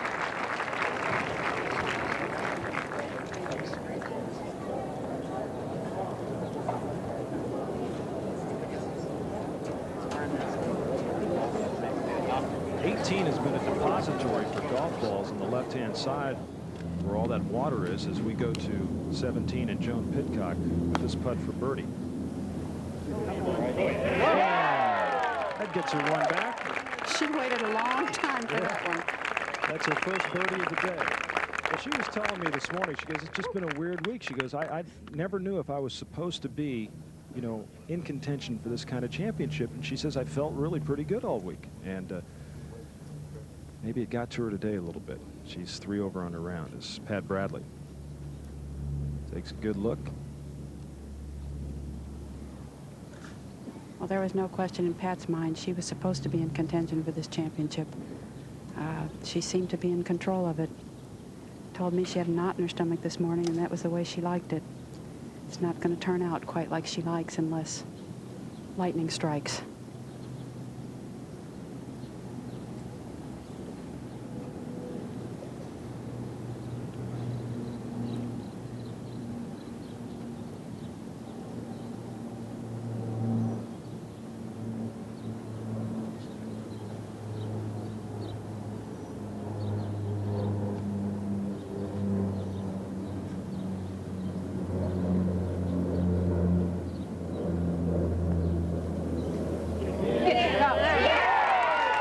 That's a strong effort right there. Yes.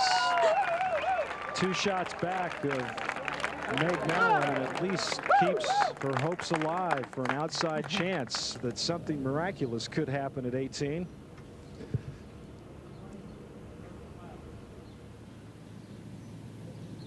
Now, Amy Alcott.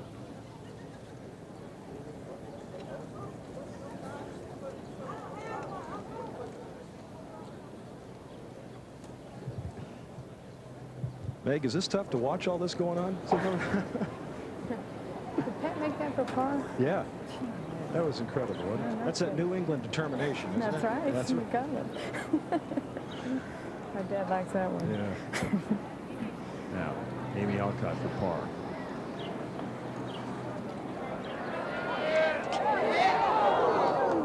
So, Amy will bogey 18.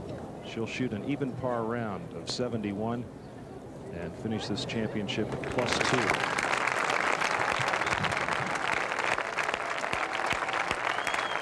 So the Hall of Fame will have to wait for another day.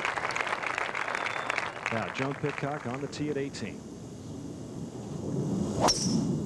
Oh, and that is right.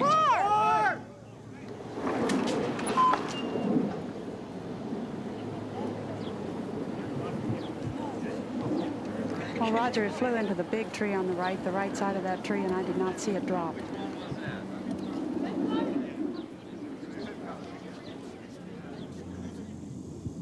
Now, well, Meg Mallon, you two, Pat Bradley, and you had quite a battle just a couple weeks ago. We sure did. It was a little more difficult not playing with her, not knowing what she was doing back there. Yeah. And if I remember right, when you guys were on the green at 18, you didn't realize what she was, or you just found out what she was putting for there. I knew what Pat was putting for. I didn't realize what Ayako was putting for.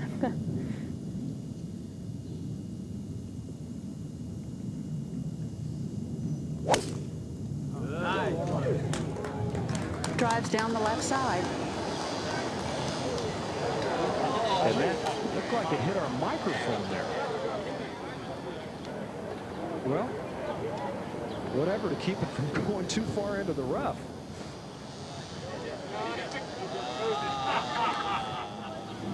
While that was going on, Brandy Burton with this putt for par.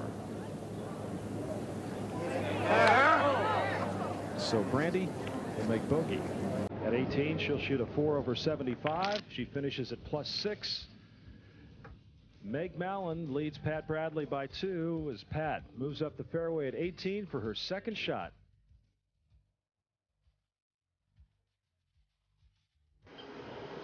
Now, at 18, second shot upcoming for Joan Pidcock. Well, the ball's dropped straight down out of the tree that it flew into. She has almost 200 yards back there. Well, even though she's not contending and will not win this U.S. Open, she's a charming young woman, a good player, and I think she'll have other chances.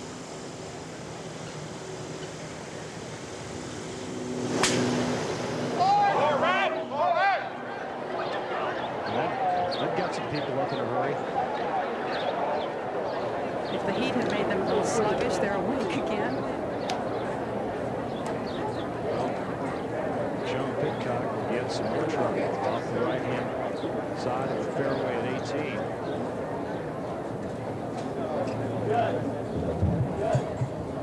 Well, Pat Bradley now with her second shot. Judy, she got a chance? She's going to have to run the ball very low under the big tree to the left side. She's in the rough, has a good lie. In fact, the good lie may not benefit her here. Probably about a 4-iron. She has 145 to get to the front edge of the green with the ball running.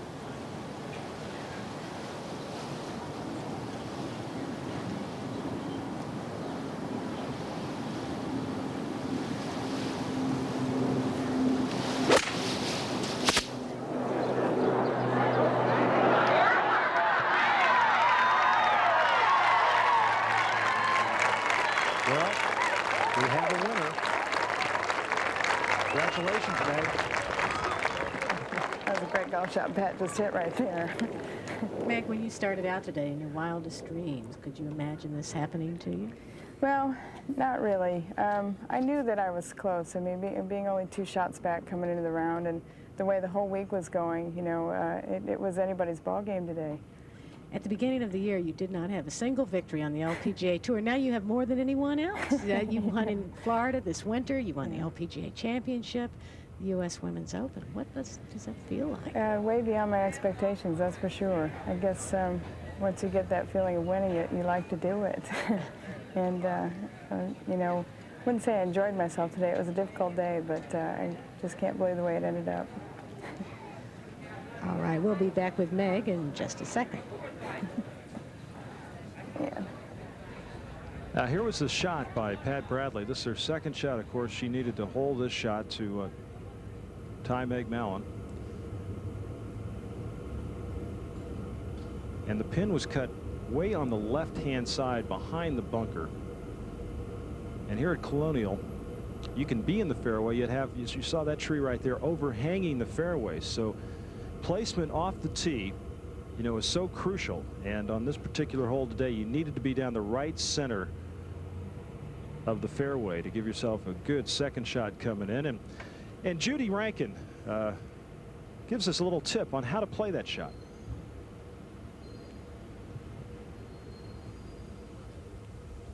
A distinctive characteristic of Colonial Country Club is its big trees that overhang the fairways in numerous places. I'm to the left of the 18th, and as you can see, still in the fairway, but my second shot is hampered by this big tree.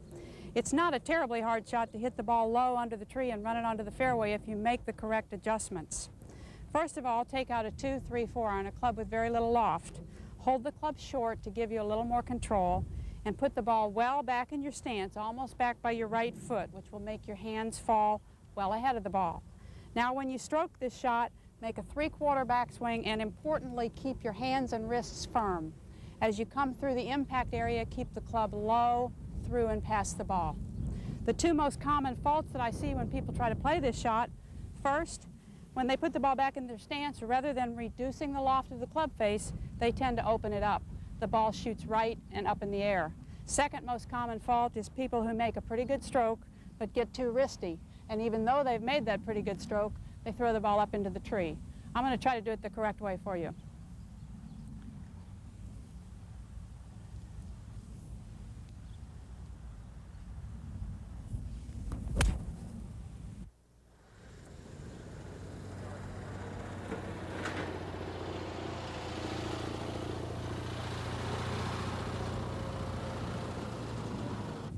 playing this shot successfully could prove to be very important this weekend. Well, and that's why Judy Rankin won 26 tournaments, because she could hit shots exactly like that. As Pat Bradley and Joan Pidcock have moved up to 18. Meg, I'm interested in knowing, when did you start deciding that you didn't want to know what everybody else was doing out on the golf course, just taking care of your own business? Because as we saw you talk to your caddy, you weren't aware of, you know, where both Pat and Amy were. Well, I try not to look, and I didn't look at a leaderboard all day because I know anything can happen out there. But my score and a couple other people informed me of what was going on, so I couldn't help but hear it, you know. I knew on 16 where I stood. I knew I was one shot ahead, and I think that par putt on 16 was probably the biggest putt of the tournament for me, making that long par putt. But I just didn't want to know. All right, let's take a look at your scorecard here. Boy, you started off right off the bat with a birdie and then another birdie on 3. Good front 9. Yeah, the birdie on 3 was actually, I almost just missed eagle, so it was a tap in, so that was nice. And better yet, the way you played the back 9, so consistent. 3 birdies, though. Yeah, I gave myself opportunities a lot on the backside and made a couple of them. Well, momentum is the one thing that you had, Meg, I think, going into that back 9. Now, this is Pat Bradley. She has this putt for birdie. Right now, she's in second place all by herself.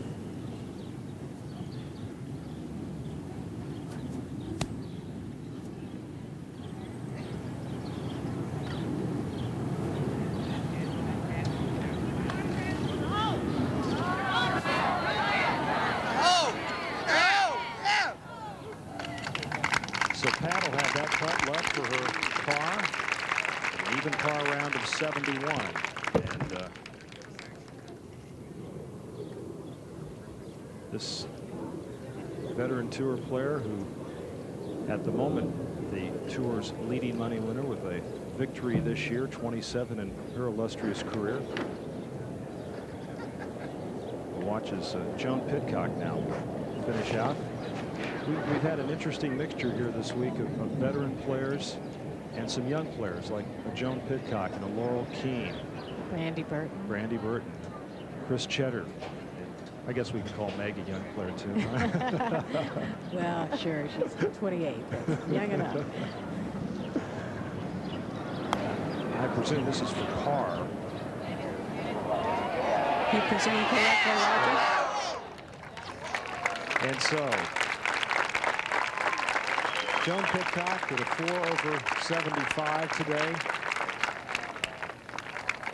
But for her, this will be her best finish ever as a professional. A score of 289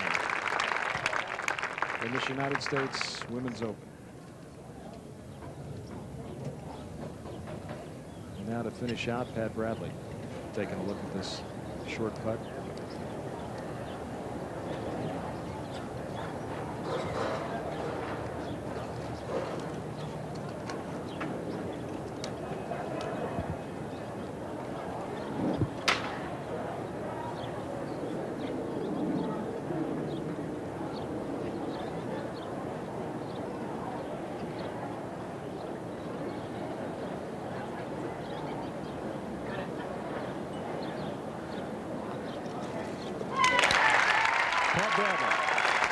Even par round of 71.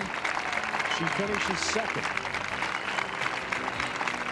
in the 1991 United States Women's Open. Our winner is Meg Mallon, who fired a 4-under-67 in the final round to beat Pat Bradley by 2 and Amy Alcott by 3 at the Colonial Country Club in Fort Worth, Texas. And we'll be back with much more from the U.S. Women's Open Golf Championship after this message and a word from our ABC stations.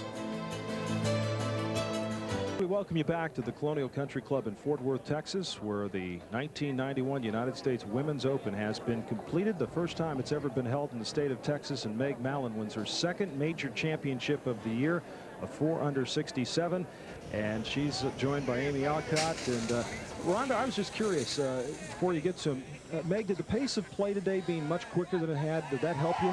Yeah, it helped a lot. Actually, Dottie and I are going to recommend to the LPGA that we have twosomes on the weekend because the pace was terrific. Great. Yeah.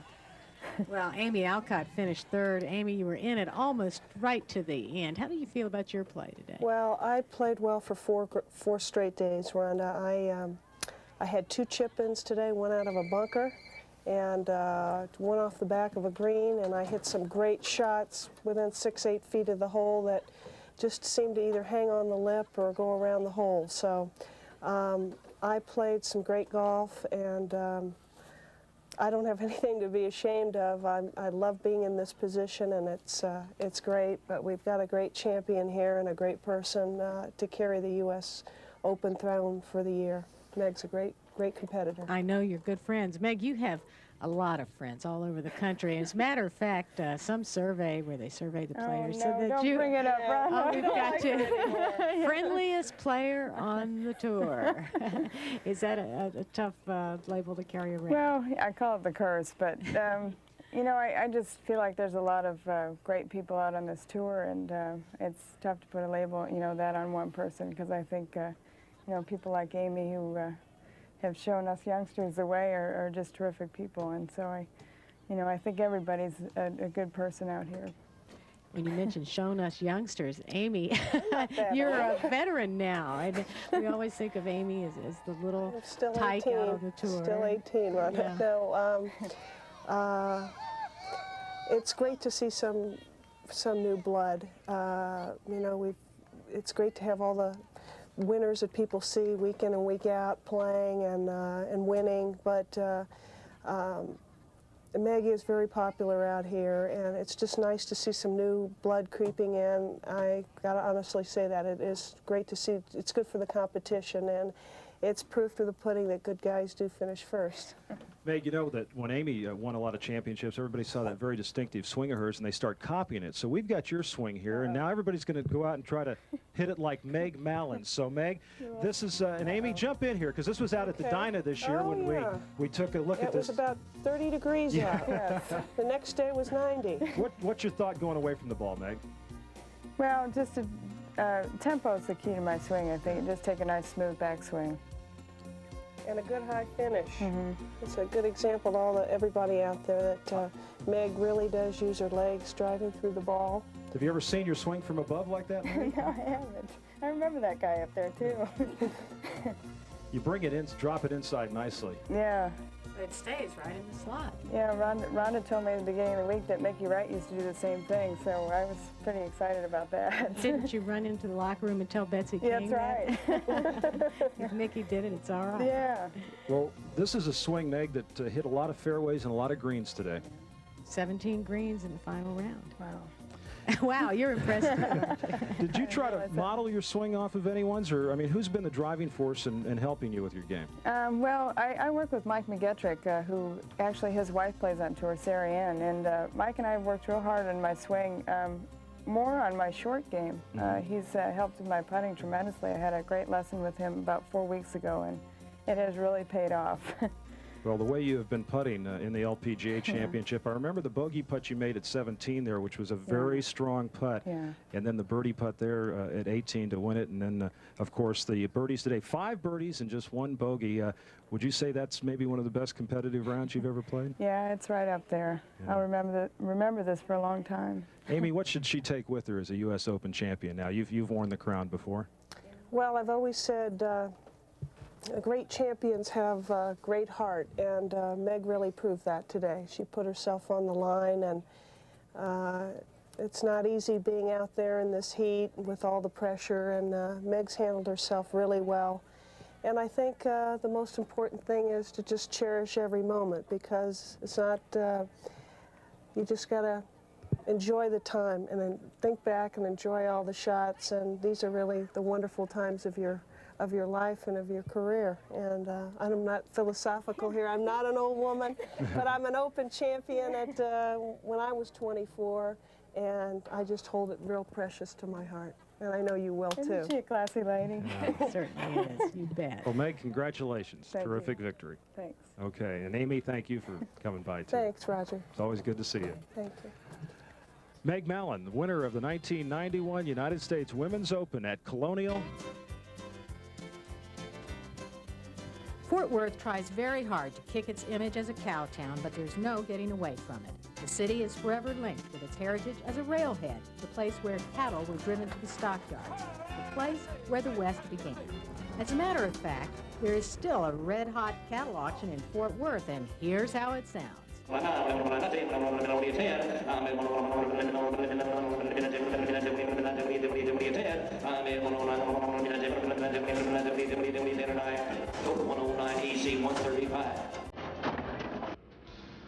And we welcome you back to the Colonial Country Club in Fort Worth, Texas, the site of this 46th Women's Open. And how'd Meg Mallon do back in '86, her first time? Well, she missed the cut, didn't play in '87, tied for 44th in '88, missed the cut in '89. Yeah. 1990, yeah, she last year she had a terrific championship, tied for 9th at +1, and of course even better this year. Well, that should encourage all those who are struggling with their games. Boy, you just stay with it. There's the amateur leaderboard. Tracy Hansen from Twin Lakes, Idaho. She's the women's amateur public links champ in '91, the Big West Conference champion in 1991, and she was the low amateur here. 19 years old. Wow. Vicki Getz was second, and Sarah LeBrun Ingram was third. And Tracy from San Jose State University. Well, as we take a look at the skyline of downtown Fort Worth, Texas, it was a bit of a struggle this week. It was hot and it was humid. Windy conditions the first 2 days really caused some problems. The winds calmed down a little bit, and a few of the girls were able to get the best of this course, Rhonda, on the weekend, as we saw Beth Daniel shoot a 66 today. Well, Roger, you know, we heard some of the players talking about this course earlier in the week saying, well, it was too difficult. The way it was set up was too difficult. But today in the locker room, I heard one player say, I can't wait to come back and get another crack at this golf course. Well, on down the list of players, there's Tracy Hansen, the low amateur at +9. Betsy King, two-time defending champion, finished strong with a 68 today at +10, and that's where the cut was in this championship. Vicki Getz, what a bright future she has, will be on to the University of Georgia. Sandra Palmer, a special invitee, finished at 12 over. Hollis Stacy, a familiar figure atop U.S. Open championships. Jan Stevenson, who's a member here at Colonial, at +15. Missy Bertiotti, who seems to play quite well in the Women's Open, and another former champion, 1987's winner, Laura Davies. Sally Little, who owns the 18-hole scoring record for the Women's Open with 65. Tammy Green. Daniela Makapani finished tied for third in last year's Women's Open and had it going for a while this week. She kind of let it get away from her today. It was a very, very tough day. As a matter of fact, Danielle was 12 over in today's final round. There's some other amateurs. Sarah Ingram was an interesting story. She doesn't really have much of a desire to get into professional golf. No, she's a career amateur, Sarah is. I saw where she uses a Nashville. Louise Suggs 4-wood in her bag that her grandmother gave her. That worked pretty well for Louise all those years. Even television announcers get into the Women's Open. Marlene Floyd, who works for NBC.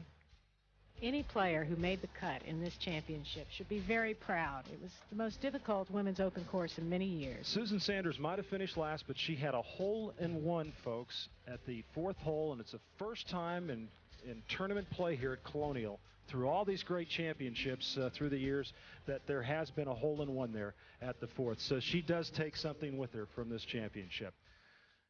Well, with some observation on scores in this United States Open, our resident authority on the subject, Frank Hannigan.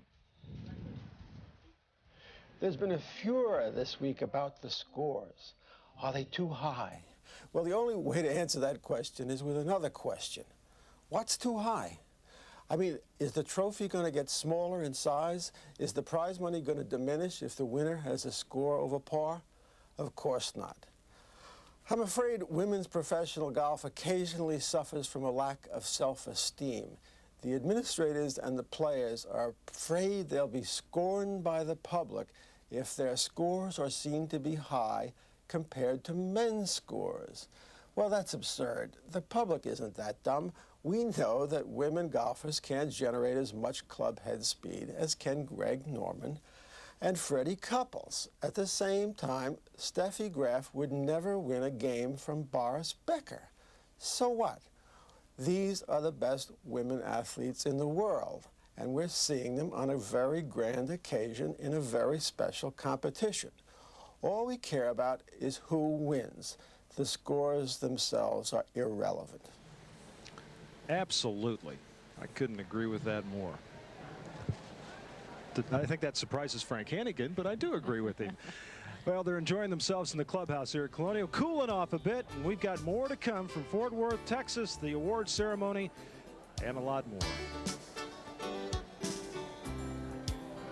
The great Babe Didrikson, an Olympic track and field medal winner and 3-time Women's Open golf champion, was born in Port Arthur, Texas. Babe spent much of her time here in Fort Worth with her friend and patron Bertha Bowen, a member of Colonial. Shortly before Babe died of cancer in 1956, she had Bertha drive her out to Colonial. They made it out to the first green. Babe said, "I just wanted to see a golf course one more time."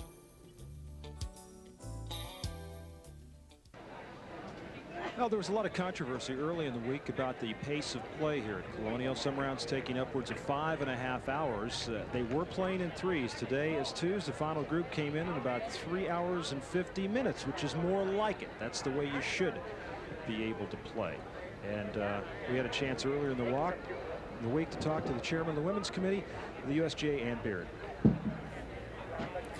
Ann Beard is chairman of the Women's Committee of the United States Golf Association. We might mention, Ann, that your daughter is on the USGA staff and your son-in-law works for ABC, but that doesn't mean we're not going to ask you hard questions. Many players this week have said they love this historic course, but many others have said they do not. What is the USGA's position on how this course stands as an open test? Well, it's definitely a championship site. It's a wonderful golf course. It has the dog legs right, left, just straight shots. It's a mixture of holes that brings all the clubs out of the player's bag the way it's set up. And we just think we're going to determine and identify a great champion here this week. Do players' comments have any impact on the way you set up a course or perhaps how you look at a Women's Open course in the future? No impact as far as what we would do here. The course setup is established, and we are very confident that it is a good setup. We listen, of course. We're always open to anything that the players had to say to us. So it might affect the way you would look at an open course next year? I wouldn't say it would affect it. We're very fortunate, Rhonda, because we have some outstanding sites. We've been holding our championships on courses like Baltusrol, Plainfield, Baltimore Country Club, and you might have noticed that we're going to Oakmont next year, which is the site of 10 USGA championships. Crooked Stick, where the PGA championship is being held this year, also has held 3 USGA championships. We're going back to Indianwood, which is the site of our most successful Women's Open Championship in '94, and then on to the Broadmoor in '95. So when you're fortunate enough to have sites like that, you know you're going to be able to get a setup that's going to produce good golf and good champions. Play has been very slow this week. It's taken players up to 5.5 hours to play a round of golf. Why is play so slow, and what are you doing about it? Well, it's definitely a problem. I mean, I was so upset after 5.5 hours for that last group on Thursday that I wrote a memo to all the contestants in the championship that was on the first tee yesterday, just saying that, candidly, it was one of the most deplorable situations I'd ever seen in a round of golf. And we should really be playing in no more than 4.5 hours, in spite of the conditions. You know, it is hot. And, of course, at an open site, the course is more difficult. This is the major championship in the world of women's golf. And they come here, they're a little bit more uptight, they take more time over their shots, and they don't play ready golf. They should take a lesson from some of our regular public golfers, our country club golfers, who, when they play a round of golf, they're looking at their shot and they're ready to hit as soon as their fellow competitor has played. And I think the LPGA pros could take a look at it. I've talked to Charlie Meacham and Barbara Trammell this week. They identify it as a problem in their regular tour events. We just have it this one week a year, but it's something that we're examining our pace of play. It could be that it has to be more stringent, but we are examining the problem. All right, Ann, thank you very much. Thank you for having me. There's Meg Mallon, the winner of this year's United States Women's Open Championship. Final round of 67, and we're going to take a look at some of the highlights of her wonderful round of golf on this Sunday in Fort Worth, Texas. We'll return with more from this U.S. Women's Open Golf Championship after this message and a word from our ABC stations.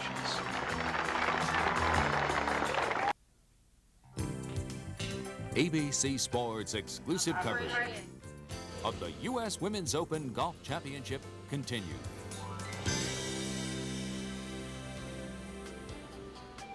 Well, a new Open champion was born today, and it looks like we've got some new birds that I have don't know just if they want food been or water. hatched, huh? I think a Maybe little water. of both, don't you think, Rhonda? Right. Well, it was an exciting day for Meg Mallon as she defeated Pat Bradley by 2, by 3 over Amy Alcott. Two terrific veterans with better than 50 wins between them. Laurel Keene, a fine young player, is Dottie Mockery, and then Chris Johnson and Joan Pitcock. And Meg Mallon, our champion. Let's take a look back today at some of the action and give you a feel for what happened at the first hole, which is a 530-yard par 5, a scrambling hole for Joan Pitcock as she had this putt for par. Only 24 years old, in a position where she's never been before. Last time she contended in the Women's Open, she was an amateur. She says she played better as an amateur than she does now. She said she feared nothing. So after making that 5, Pat Bradley had this putt at the first hole, her playing partner. This was for birdie. Both Pat and Joan began the day at +1. And Pat Bradley with a good start. That gets her to even par. Pat has tremendous composure, and it was a wonderful showing for her, a wonderful week. Then at the third hole, Amy Alcott. This is for birdie at the short par 5, 460 yards. She rolled it in. And Amy, who began the day at +2, would move to +1. Now, Pat Bradley at the third hole. This just her third shot for eagle. This was the only shortish par 5 on this golf course, the only one reachable in 2, and players took advantage of it. And Pat will tap that in for birdie, and that will get her to -1 and in red numbers. Now, Amy Alcott made a bogey at 5. This is her third shot at the 6th hole, a par 4. Well, just think what that could have been if it doesn't go in. So after that wonderful birdie, she would bogey 7. Then at the 8th hole, the par 3, second shot out of the bunker. And who needs a putter anyway? That's the only emotion I saw all day from any of the 3 leaders. I was very impressed with their patience and their nice, quiet way of approaching the game today. Now, Pat Bradley was at 1 under par coming into the 9th hole, and this is her second shot. 9 is a 348-yard par 4, and it looked like she came over the top on that. The pin was cut to the right-hand side, Rhonda. A little bit. It put a little bit of right to left spin on it too, and that ball would not hold. And from that particular position, this is where she ended up, and now her putt for par at 9. And that would slide by, and she would make bogey at the 9th hole. Now, Meg Mallon at 11, and Meg played the front side at 1 under. This was the first time we really heard from her today. And from +2, she goes to +1.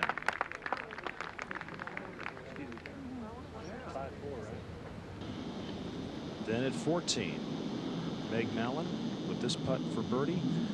This very difficult 400-yard par 4. Of course, she never really knew where she stood. She said, and we certainly believe her, that she never looked at a scoreboard. Well, she didn't know it, but the rest of us did. Because when she made this putt, she took the lead over Pat Bradley as Meg Mallon got to even par with that birdie at 14. Now, Amy Alcott at the 13th hole. This is the little par 3 over the water. She had a wonderful shot in here. Nice high cut. Just 146-yard par 3. And Amy, after bogey at 12, comes back with the birdie. So how many times did she do that? She did it 3 times to that point on the day. But Meg Mallon right back at you at 15. The par 4 and back-to-back birdies for Meg Mallon, and that would get her a 2-shot lead. And Amy Alcott at 14 for birdie.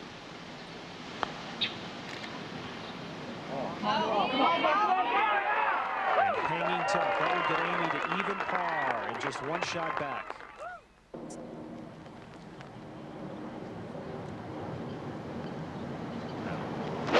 Second shot for Meg Mallon at 18. Good shot.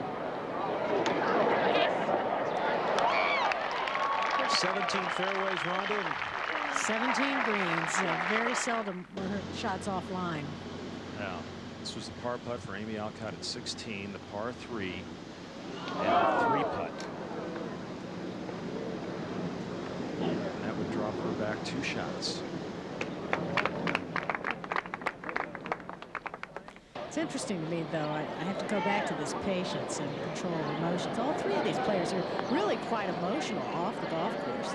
They have a lot of fun, they're very expressive, and not quite. When you've got a 2-shot lead, you're at 18, and you've got that birdie putt. If you can't make it, the next best thing is just to go up there and be able to just barely tap it and have it fall in the hole for your par, and you're round to 4 under 67.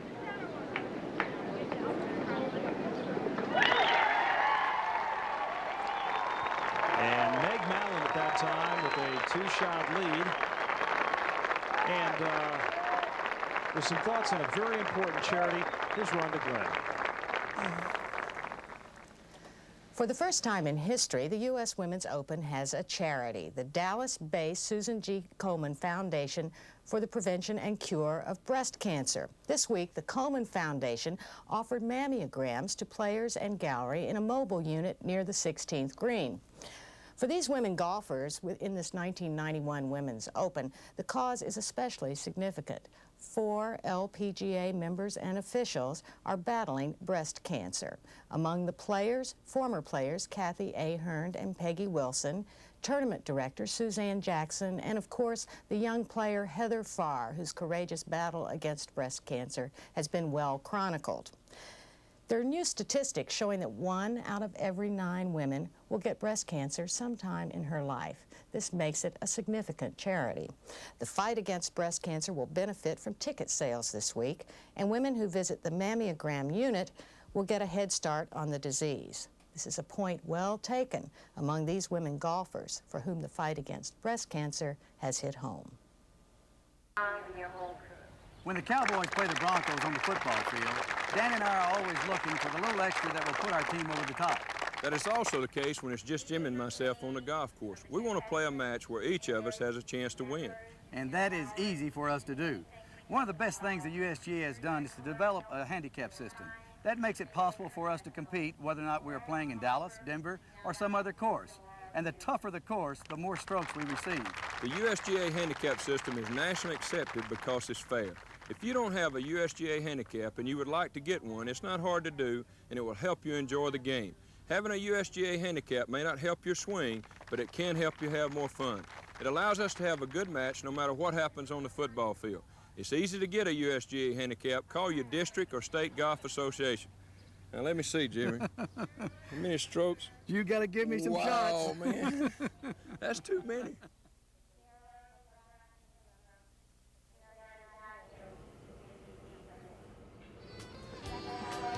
And we welcome you back to Colonial Country Club, downtown Fort Worth in the background, and this venerable old site, the place of many champions through the years, of course, on the PGA Tour, the Colonial National Invitational, and the Wall of Champions. And finally here in 1991, a woman's name will adorn that wall that lists so many of the great men players from this game, and Meg Mallon. We'll find her name right there below Jack Nicklaus. 1991, score of 283 as she wins the 46th United States Women's Open. And joining me right now is Frank Hannigan. And Frank, I think we can maybe look ahead just a little bit to next week as we go across the Atlantic over to the British Open at Royal Birkdale, a place where Americans in this age of foreign golfers have dominated that particular venue. Yeah, they've dominated, but they haven't played in the last 5 or 6 years, Roger. I think it's extraordinary that next week, when we go to a British Open, the players who will be listed as the favorites almost don't have an American among them. It's going to be Faldo and Woosnam and Ballesteros and certainly Lathobal and Norman and maybe one, Payne Stewart. Payne Stewart, and we can throw out another foreign name, Craig Perry, a young man who won the Scottish Open this past weekend. Yes, indeed. Perry won at Glen Eagles this week, played very well in the U.S. Open. There's a number of American players that have withdrawn for various reasons. We know Scott Hoke and Larry Nelson have pulled out, but there are a lot of players from this side that don't seem to particularly fancy that tournament as being that important to even go to. They're making a mistake, Roger, because it may be the world's most important golf event.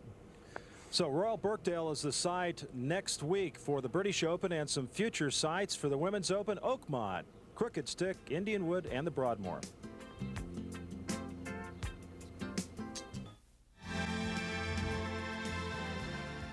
The executive producer of ABC Sports is Jack O'Hara. Today's telecast of the U.S. Women's Open Golf Championship was produced by Terry Jastro, directed by Andy Young, replay director Bob Lanning, technical directors Werner Gunther and Gary Larkins, associate producer Jim Ressler, associate director Jaime Bravo.